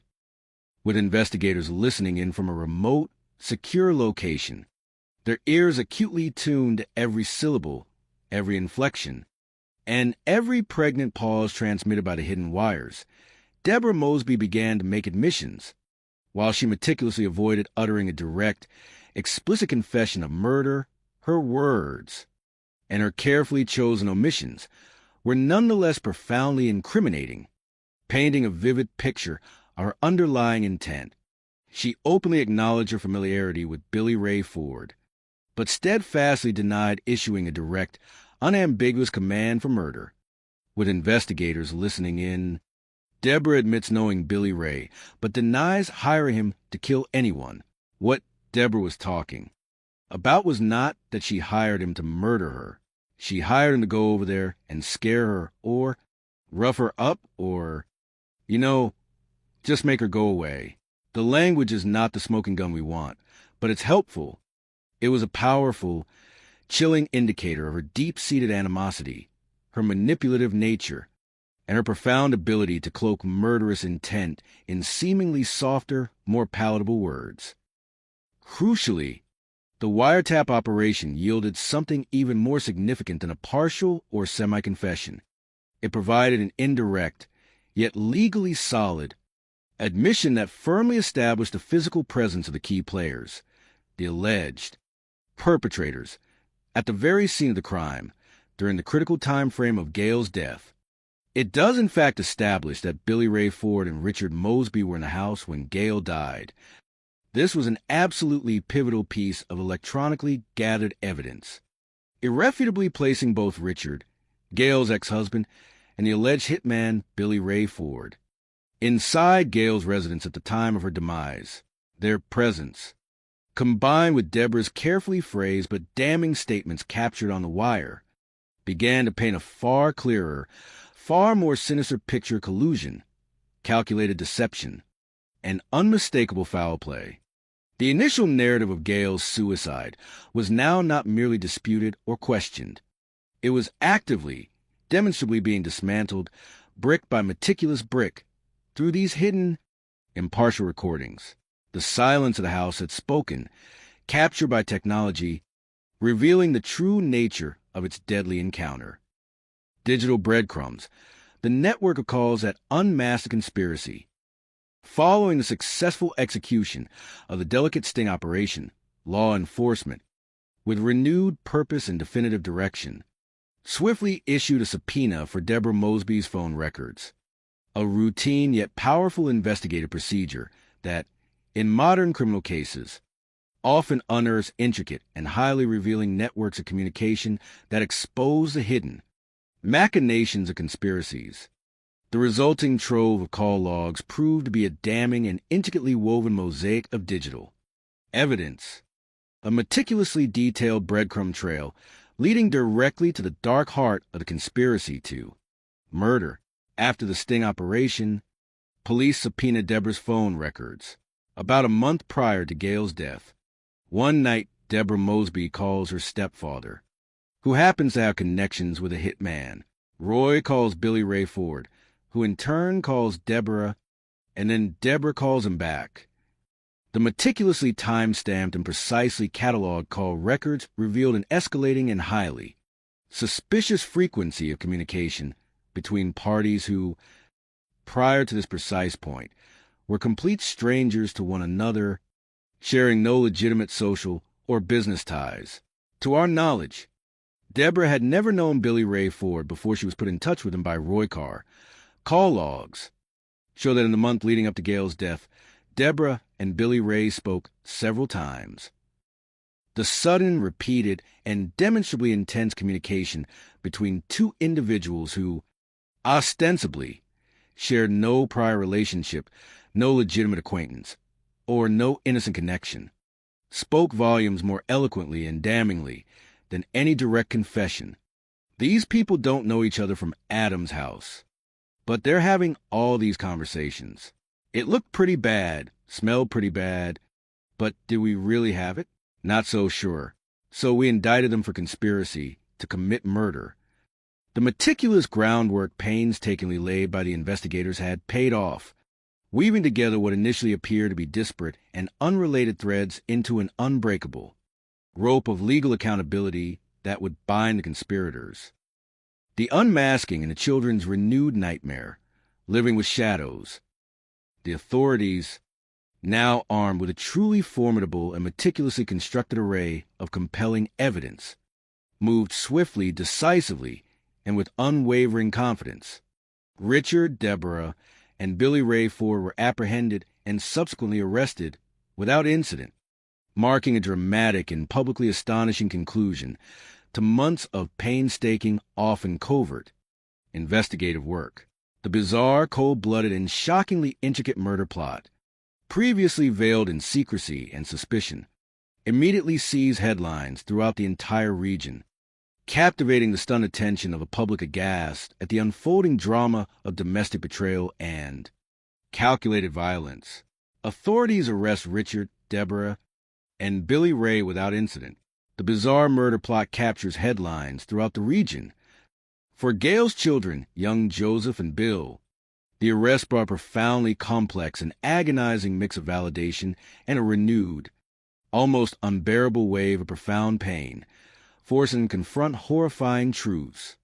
The previous, insidious attempts by their father and stepmother to manipulate their young, impressionable minds, to cynically deflect blame onto their loving, protective maternal family, portraying them as malicious antagonists, were now unequivocally exposed as calculated, cruel, and utterly cynical falsehoods, revealing the depths of the perpetrator's depravity.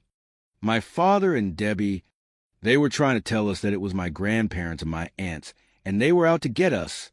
There's no truth to it. For young Joseph, the raw news of his stepmother, Deborah's, arrest provided a profoundly disturbing, yet strangely cathartic, sense of alignment with his long-held, unspoken suspicions. Whenever I found out that Debbie was also arrested, my initial thoughts were, this sort of makes sense.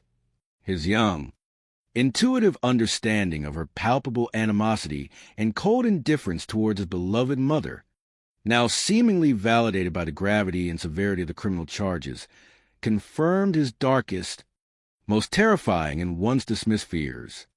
It offered a grim, bitter clarity amidst the swirling emotional confusion.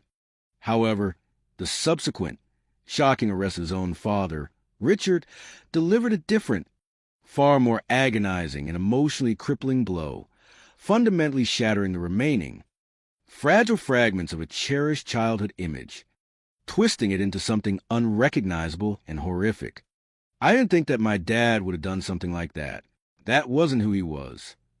The cherished image of his once happy or smiley father, the great dad from his earliest, most innocent memories, clashed violently, irreconcilably, and profoundly with the horrifying, undeniable reality of a man now undeniably implicated in a cold-blooded murder conspiracy. The psychological trauma of such a revelation, the catastrophic shattering of a child's fundamental perception of a parent's unconditional love and protective presence, is an existential blow, leaving deep and pervasive scars that can and often do last a lifetime. The ground beneath their feet had once again shifted with cataclysmic force, but this time, the seismic shock revealed a horrifying, concrete truth rather than a tragically mislabeled accident. The shadows had come home to roost. Echoes of a dark past, a chilling repetition of tragedy, a psychological signature. The momentous news of Deborah Mosby's arrest for conspiracy to commit murder resonated far beyond the immediate confines of Jackson, Mississippi, traveling through invisible yet potent social channels to reach individuals from her earlier, veiled life who held chillingly relevant information. News of the arrest also reaches someone from Deborah's past, Deborah's ex-husband, who's a guy named Mike McLean. He contacted me and told me some just horrendous things about her. The analyst's antennae twitched, repeated patterns of behavior, particularly when concerning violence or disregard for life, are critical indicators in criminal psychology. Mike McLean's chilling account focused on a profoundly tragic and deeply unsettling event that occurred in May 1988, several years prior to his divorce from Deborah. They had 2 children together at the time of this earlier tragedy. Mike tells authorities about a tragedy that occurred in May 1988 before his divorce from Deborah. They had a child named Angel, and Angel was wheelchair-bound. And then they had another small child. Mike told me that the wheelchair-bound child was supposed to be watching the child in the bathtub, and the child drowned. The striking and undeniable parallels between the 2 tragic events, a domestic setting, the presence of a bathtub, and the untimely, premature drowning of a dependent, were too stark, too chillingly consistent, to be casually dismissed as mere unfortunate coincidence. It immediately begged for a deeper psychological investigation. What rendered Mike McLean's testimony even more deeply disturbing, particularly when viewed through the exacting lens of criminal psychology, was Deborah's alleged reaction and her immediate, shockingly callous attempt to deflect blame. Mike said that Deborah tried to blame the wheelchair-bound child for the negligence that caused that child to die. The specific, grotesque detail was profoundly revealing, painting a chilling and unmistakable portrait of a woman utterly devoid of genuine empathy, quick to manipulate facts, and disturbingly eager to assign blame, even to an entirely innocent and vulnerable child, in a desperate, transparent, and profoundly self-serving attempt to escape personal responsibility for a monumental tragedy that occurred under her direct or delegated care. The calculated cruelty inherent in deflecting such a monumental burden of blame and guilt onto a disabled child spoke chillingly volumes about her twisted psychological makeup and her pathological, overriding need to avoid accountability at any cost. This evasion of responsibility is a recurring, dominant trait in many psychopathic and sociopathic personalities, forming a core part of their psychological signature. Prosecutors, presented with this profoundly disturbing and highly corroborative revelation, immediately recognized the overwhelming, premonitory significance of the undeniable similarities between the 2 incidents. Prosecutors can't ignore the similarities between the 2 incidents. You couldn't get past the idea that we're talking about 2 people who drown in a bathtub. It just kind of takes your breath away, doesn't it? Nobody ever could prove anything about that. But it sure is unusual. While there was no concrete legal proof to definitively link Deborah to the child's drowning as a criminal act, no conviction to parallel Gail's case, the eerie repetition of specific elements, the consistent pattern of her manipulative behavior, the shocking callousness displayed in her reaction, and the chilling recurrence of such profound tragic events, all cumulatively added a profound, unsettling, and ultimately damning layer of psychological suspicion to the ongoing capital murder investigation into Gail Mosby's death. It strongly, unequivocally suggested a deeply disturbed and dangerously calculating individual, perfectly capable of manipulating circumstances, exploiting vulnerabilities, and deflecting profound responsibility in the face of monumental tragedy. A consistent psychological signature of someone willing to let others bear the unbearable consequences of her own malevolent negligence or even deliberate action. Even with this new, profoundly suspicious discovery, which provided a chilling and stark psychological profile of Deborah Mosby and her patterns of behavior, prosecutors remained keenly aware of the arduous and challenging legal path that lay ahead in securing an ironclad conviction for Gail's murder. The burden of proof in the American criminal justice system, rightfully so, is exceptionally high, demanding an undeniable standard of proof beyond a reasonable doubt for every element of the crime. Even with this new suspicious discovery, prosecutors aren't sure there's enough to get a conviction. What you have to have in order to convict someone is proof beyond a reasonable doubt. We weren't there yet. The district attorney's office understood with absolute clarity that they needed to continue, relentlessly building an unassailable, meticulously documented case. gathering every conceivable and admissible piece of evidence to effectively counter potential defense arguments and ultimately convince a jury beyond any lingering shadow of a doubt. The cruelty of injustice, custody to suspects, and the arduous fight for exhumation.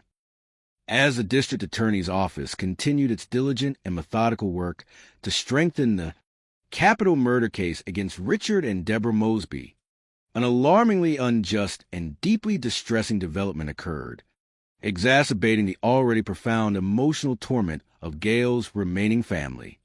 The court's baffling and profoundly unsettling decision to release Richard and Deborah on bail, particularly in a case involving an alleged murder conspiracy, was met with incredulity, outrage, and visceral horror by the grieving children and their maternal grandparents. The DA's office continues to build its case, but their urgency increases when Richard and Deborah are released on bail. They had custody of the little boy. I've never known that to happen. The judicial decision, in a profoundly bewildering turn, inexplicably placed young Bill and Joseph, the beloved sons of the brutally murdered Gail and her allegedly complicit ex-husband Richard, directly under the legal care of Richard and Deborah, their mother's accused murderers. This was not merely an act of profound injustice. It was a cruel, almost theatrical, irony that forced the victims' traumatized children to reside under the same roof as the individuals, believed to be directly responsible for their mother's violent death. The psychological impact of such a placement is unimaginable for developing minds. For young Joseph, this mandated placement was nothing short of a living nightmare made terrifyingly real, a shocking reversal of the safety, emotional warmth, and normalcy he had just begun, tentatively, to find in his grandparent home. Richard being the natural father, they went to live with Richard and Debbie, completely believing that Debbie had killed my mom. Now I'm living with her. I know that my life's probably in danger, too. This acute, existential dread speaks volumes about Deborah's terrifying persona, her manipulative influence over Richard, and the deep-seated fear she actively inspired, even in innocent children who instinctively recognized danger. Gail's parents, Frank and Jackie, seeing the devastating emotional and undoubtedly psychological toll this placement was taking on their grandsons, fought with fierce, unwavering determination and every ounce of their being to extract them from this manifestly dangerous and abusive environment. Nearly 8 months after Gail Mosby was found dead in her bathtub, the two prime suspects in her murder, her ex-husband Richard and his new wife Deborah, have been released on bail. They've also retained custody of Gail and Richard's 2 sons, Joe and Bill. My grandparents knew that Bill and Joe were being mistreated when they were in Richard and Deb's care, and they were doing everything they could to get custody of them. Gail's parents ultimately prevail in the custody battle. This hard-won victory, though purchased at immense emotional cost, provided a desperately needed sanctuary, a haven of security and unconditional love, finally allowing the traumatized boys to begin the slow, arduous, and immensely courageous process of healing from the double trauma of loss and betrayal. We moved to Baton Rouge and started to live with my grandparents, which was just life-changing because now it's the first time that we've had some sense of normalcy. Since my mom was killed, this profound act of familial love, protection, and uncompromising ethical conduct stood as an eloquent testament to the enduring power of familial bonds, a resilience that even the darkest and most calculated evil could not ultimately sever. Meanwhile, the prosecution team continued to grapple with a significant and politically charged administrative roadblock: the steadfast and unyielding refusal of the county coroner to reverse his initial erroneous ruling that Gail's death was a suicide, despite the burgeoning, compelling, and ever-growing evidence unequivocally pointing towards homicide. This singular official declaration, stemming directly from his initial assessment, became an immovable and immensely frustrating barrier, an exercise in administrative stubbornness that directly and dangerously impeded the relentless pursuit of genuine justice. The prosecution, however, is still facing a major roadblock.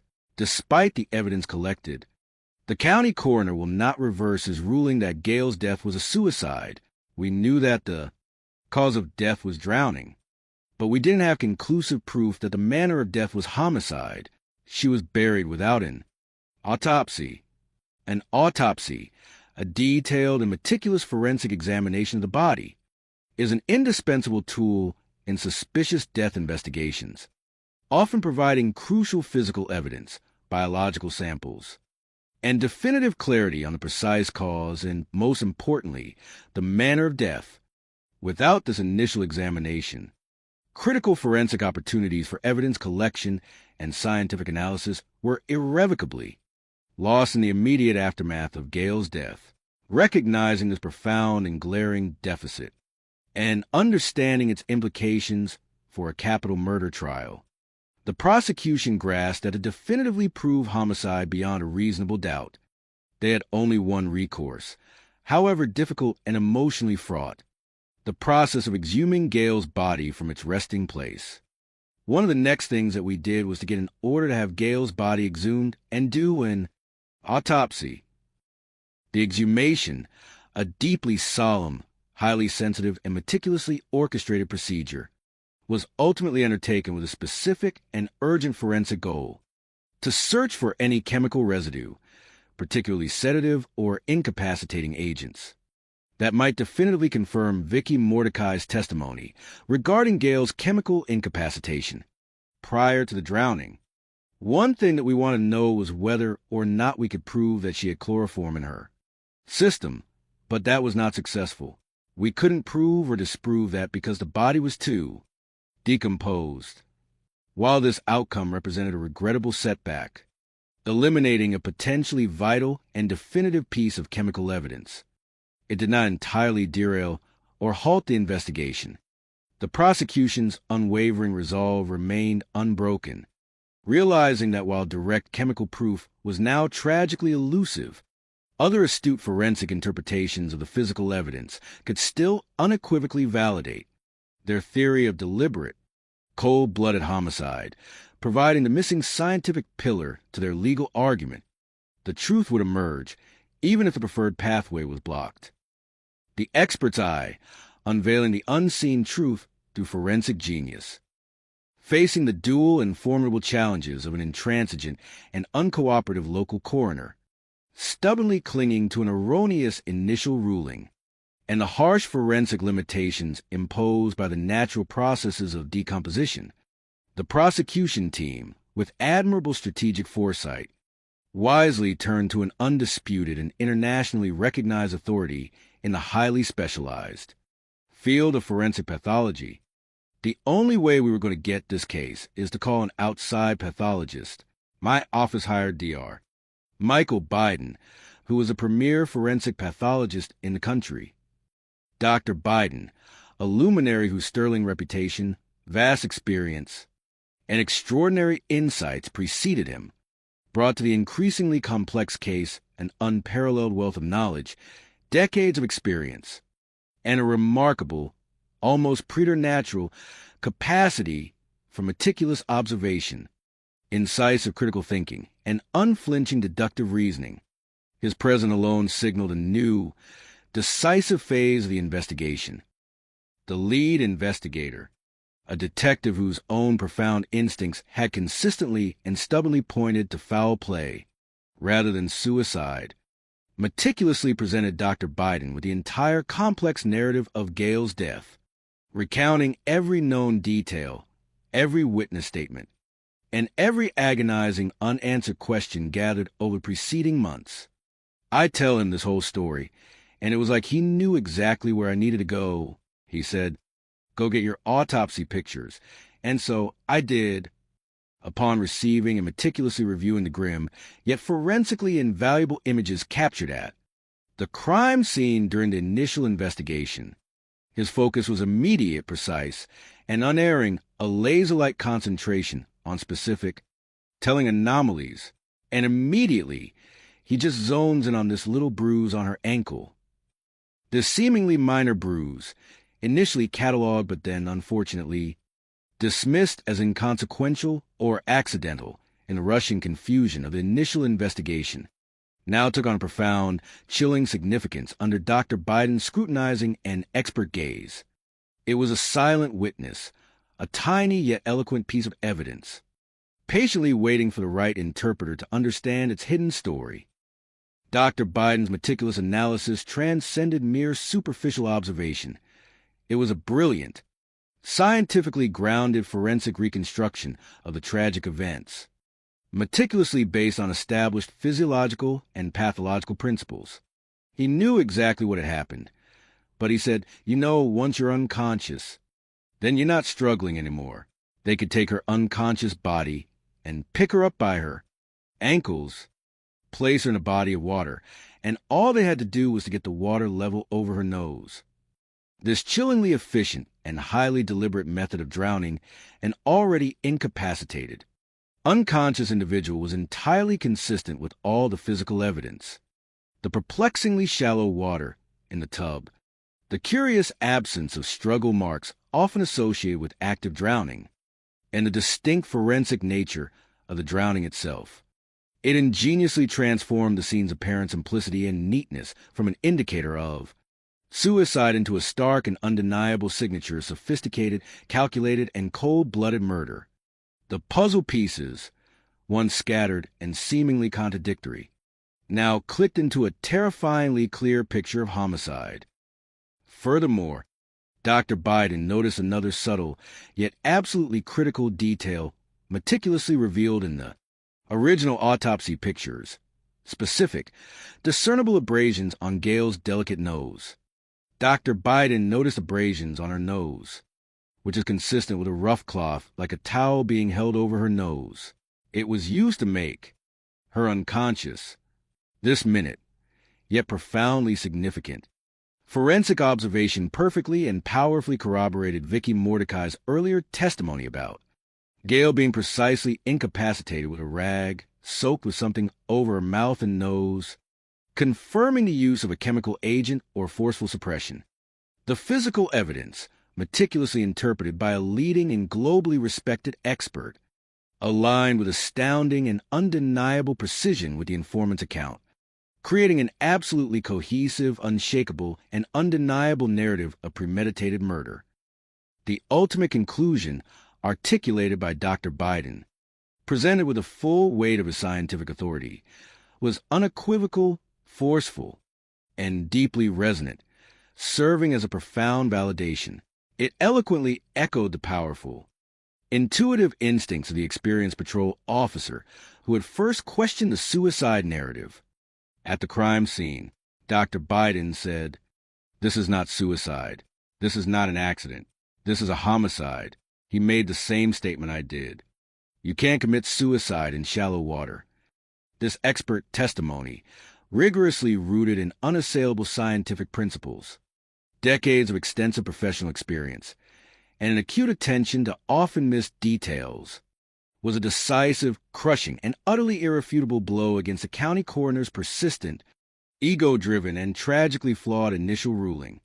The scientific truth, spoken with clarity, now stood in stark contrast to institutional obstinacy.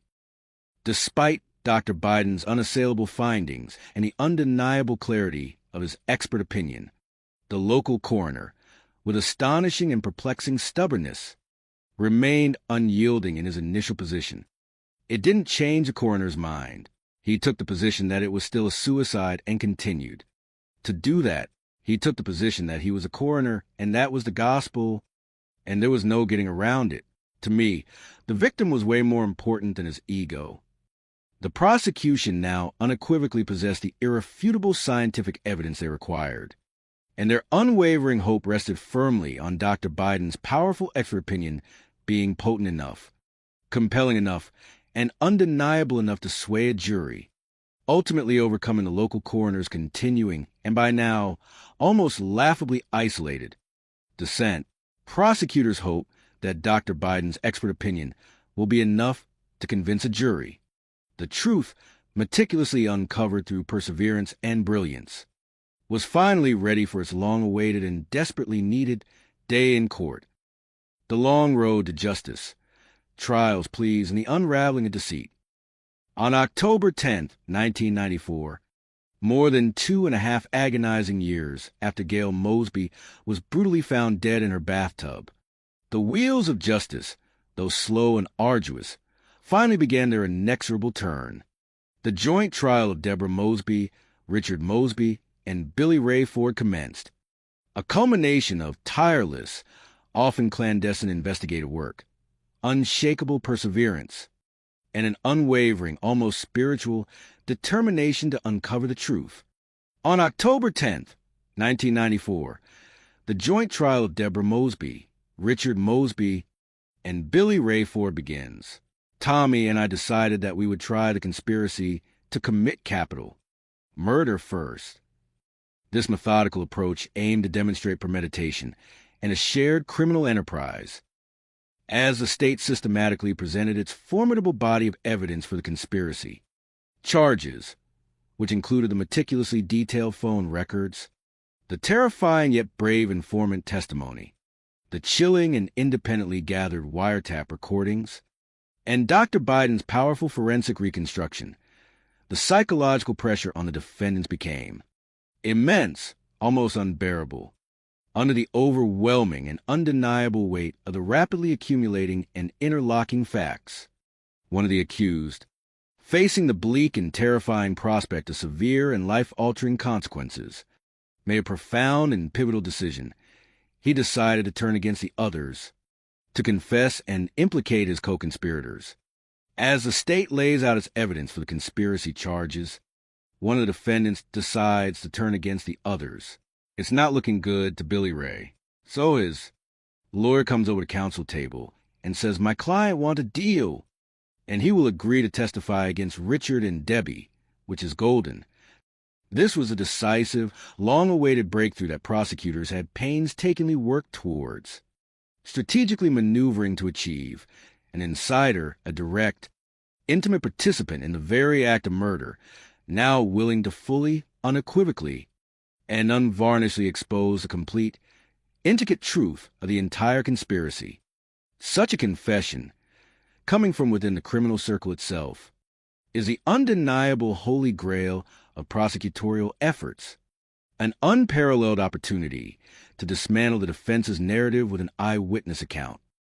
Ford's statement, delivered with the stark gravitas of a man confessing to the ultimate crime, from a witness stand, served as the ultimate, definitive unmasking. It unequivocally settled, once and for all, the long-standing question of who truly masterminded Gail's brutal murder.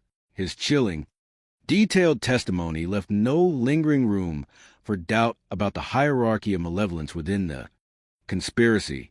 Ford's statement settles once and for all who the mastermind behind the murder really was. He actually dealt with Deborah, who retained him, and she was the one he was talking to. Richard apparently pretty much did what Deborah told him to do. It's the break prosecutors have been looking for. Now, they just have to convince a jury. This was a case that had a lot of moving parts. The state never knows if there's going to be one person who just doesn't believe they proved their case. With Billy Ray Ford now firmly secured as a cooperating state's witness, agreeing to bravely testify against Deborah and Richard Mosby, the couple's cases were strategically and legally severed. They would now face separate, individual trials for capital murder, a crucial prosecutorial maneuver that allowed for a more focused, precise, and targeted presentation of evidence specifically against each defendant's distinct role and specific culpability. With Billy Ray Ford agreeing to testify against Deborah and Richard Mosby, the couple's cases are severed. They will be tried separately for capital murder. In May 1995, the judicial proceedings against Richard Mosby officially commenced. Faced with the overwhelming and undeniable body of evidence, which included the chilling, first-hand testimony of the man he himself had explicitly ushered into Gail's home to commit murder, Richard, confronted by the inescapable truth, made a momentous and legally significant decision. In May 1995, the proceedings against Richard began. Richard decided to plead guilty to murder. So, of course, the death penalty was off the table at that point. It was a confusing time emotionally because as hateful and as angry as I was, the sense of relief was just overbearing. It was very important to know that he pleaded guilty. His admission, though agonizing and psychologically devastating for his children, brought a clear, albeit tragic and permanent, answer to a haunting, pervasive question that had tormented their young lives for years. With Richard's guilty plea for murder firmly secured, prosecutors then turned their full, unwavering, and laser-like attention to the woman they conclusively believed was the true, malicious architect of the entire crime, the malevolent, driving force behind the entire horrific plot. Prosecutors then turned their attention to the woman they believe orchestrated the crime. The mastermind is Deborah Mosby, and we know her to be, however you define it, evil. Debbie was a catalyst of this whole thing. Her actions were not the result of impulsive rage. They were meticulously planned, deeply vindictive, consistently sustained, and utterly devoid of genuine human remorse or empathy. Deborah's capital murder trial officially began in December 1995, more than 3 grueling and agonizing years after Gail's life was brutally extinguished. The prosecution's case was built on an unassailable foundation of compelling and interconnected evidence, buttressed by 2 critical, stellar witnesses whose credibility and expertise were, for different reasons, undeniable. Deborah's trial begins in December 1995, 3 years after Gail's murder. The prosecution's star witnesses are the confessed hitman and A, nationally acclaimed pathologist. You can't discredit Dr. Biden. You can't do it. He's too good. He put the case together for us. His forensic brilliance was the undeniable truth-teller, definitively silencing all lingering doubt regarding the manner of death. Throughout her trial, Deborah Mosby strategically maintained her stoic silence, electing not to take the stand in her own defense. This is a constitutionally protected legal tactic, as a defendant cannot be legally compelled to incriminate themselves. However, this strategic silence also left state prosecutors free to skillfully and convincingly speculate on the deep-seated, insidious motives that drove her to orchestrate such a brutal act, presenting them to the jury as the logical, chillingly rational underpinnings of her profound malevolence. Deborah refuses to take the stand in her own defense, leaving state prosecutors to speculate on motive. If Gail died, then child support would stop, and that Social Security would start for the boys, which I believe at that time was going to be $1, $300 a month.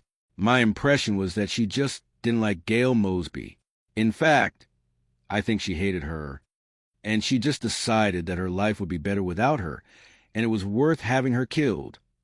The prosecution argued powerfully and with undeniable conviction that Deborah's actions were a horrific fusion of cold, calculating financial opportunism and pure, unadulterated, unbridled malice, a profound and twisted desire to eliminate an inconvenient rival and a perceived, ongoing burden, ultimately leading her to contract the cold-blooded killing of Gail. The jury, having meticulously listened to all the presented evidence, scrutinized every testimony, and deliberated carefully over the extensive facts, ultimately found Deborah Mosby guilty on all charges. However, in the subsequent crucial penalty phase, they became irrevocably deadlocked on the solemn recommendation for the death penalty, unable to reach a unanimous decision. Consequently, the presiding judge, following legal precedent, instead sentenced her to a term of life imprisonment. The jury convicts Deborah on all charges but becomes deadlocked on recommending the death penalty. Instead, she receives a life sentence. It was the final nail in the coffin, in the sense of, wow, she's where she belongs. She's in prison, and now she can't hurt anybody else. The hard-won triumph of justice, achieved through immense dedication, unwavering resilience, and a relentless pursuit of truth against formidable odds. provided a powerful and profound affirmation that even the most cunning, insidious, and cold-blooded evil would eventually face an unwavering reckoning and accountability. It was a testament to the uncompromising efforts of those who refused to let Gail Mosby's story end as a mere forgotten statistic. The aftermath, the enduring legacy of love, resilience, and unwavering spirit. The years that inexorably followed the momentous convictions, though bringing a measure of vital justice and an opportunity for gradual, arduous healing, also delivered their own unique, deeply painful challenges and, unfortunately, renewed heartaches for Gail Mosby's enduring family. The grim, complex realities of the American penal system, where the phrase life in prison can sometimes be a fluid, subjectively interpreted concept rather than an absolute, would prove to be another difficult and emotionally jarring lesson in the complexities of justice. In 2007, Billy Ray Ford and Richard Mosby were released from prison. In 2021, Deborah was released as well after serving 26 years of her sentence. One thing I learned from Debbie's conviction and from my dad's sentencing is that life in jail doesn't mean life in jail. The raw news of their release, particularly Deborah's, delivered a significant and painful emotional blow, an agonizing, huge gut punch. For those who had carried the unbearable burden of their grief and the searing memory of Gail's violent death for such a long, arduous period, it's a huge gut punch knowing that they're out of prison. It felt, for a moment, as though the justice they had so arduously fought for had been partially undone, that the triumph had a bitter aftertaste. Despite the renewed anger, the deep-seated frustration, and the reawakened pain caused by these releases, the enduring and luminous legacy of Gail Mosby, meticulously preserved, passionately upheld, and lovingly reinforced by the unwavering love and steadfast moral guidance of her heroic parents. Frank and Jackie ultimately provided her sons, Bill and Joseph, with an inner strength, a profound sense of purpose, and an unbreakable resilience that transcended the bitterness and profound resentment. But I'll say this based on how my grandparents raised us. It's made the anger that we had towards them. It's made it small because what we have, it's way more important. What keeps my mom alive to me today is the relationship that I have with my brother, because she really instilled in us a sense of family, and we never let that go. I like to remind my own boys that I was a product of one of the greatest mothers this world could have ever had.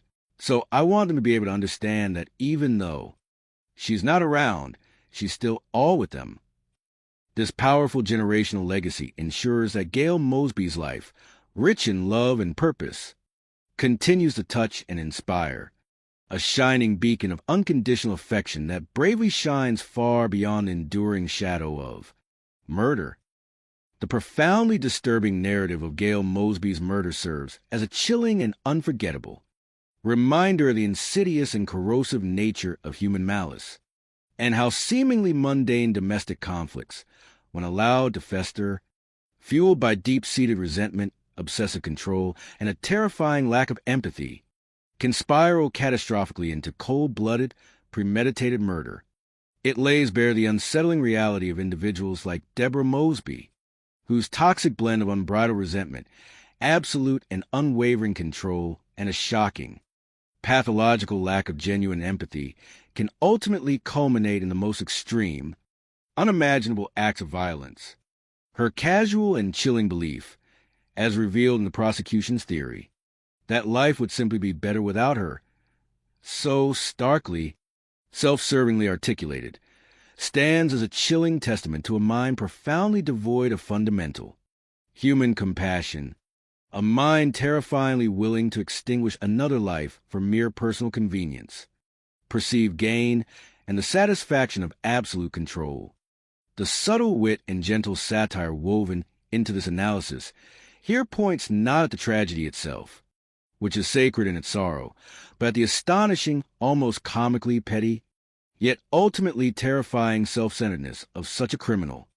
viewing another precious human being's existence as nothing more than an inconvenient obstacle to her carefully constructed, egocentric universe.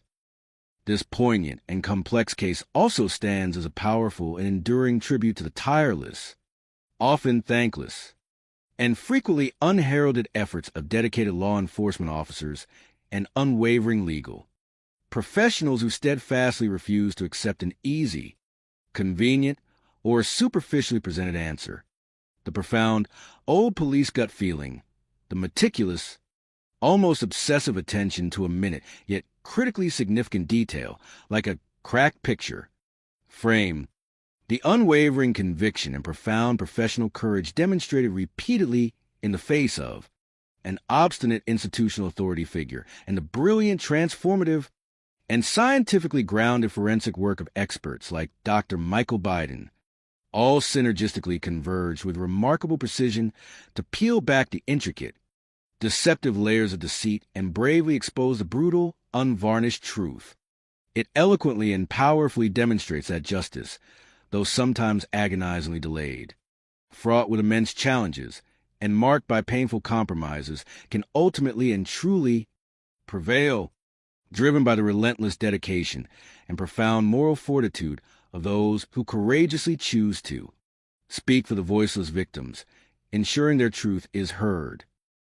Ultimately, Gail Mosby's profoundly human story is a vital, unforgettable, and deeply humanistic lesson, etched indelibly into the annals of criminal psychology, astute investigative triumph, and legal perseverance. It unequivocally underscores the critical importance of being vigilant, of paying acute attention, and of proactively listening to the quiet, often overlooked, alarms that subtly sound in the margins of everyday life, the friend's unsettling premonition, the child's intuitive and insistent disbelief, the experienced officer's subtle, yet profoundly persistent, professional instinct. It is a compelling and inspiring narrative of good, resiliently and ultimately triumphing over insidious evil, not through some sensationalized or cinematic explosion of drama, but through the slow, deliberate, often frustrating, yet ultimately effective, relentless grind of meticulous detective work, robust legal process, and an unwavering, unbreakable commitment to uncovering the truth. This comprehensive story serves as an invaluable educational beacon, urging us all to recognize the subtle yet potent signs of manipulative, psychopathic personalities, to extend unwavering support, compassion, and protection to victims tragically entangled in domestic conflicts, and, most profoundly, to never, ever underestimate the enduring power of familial love, human resilience, and the relentless, often arduous, pursuit of profound, restorative justice. Gail Mosby's vibrant spirit, indelibly defined by her unwavering devotion to her beloved family and her innately compassionate heart, lives on, a vivid and inspiring testament to a life exceptionally well-lived and a powerful legacy of unconditional love that even the darkest and most calculated evil could not ultimately diminish, extinguish, or erase from the collective memory. The profound lessons derived from her life and her tragic, yet resolved, death resonate, guiding us all towards greater empathy, sharper discernment, and a renewed, robust faith in the inherent human capacity for genuine justice.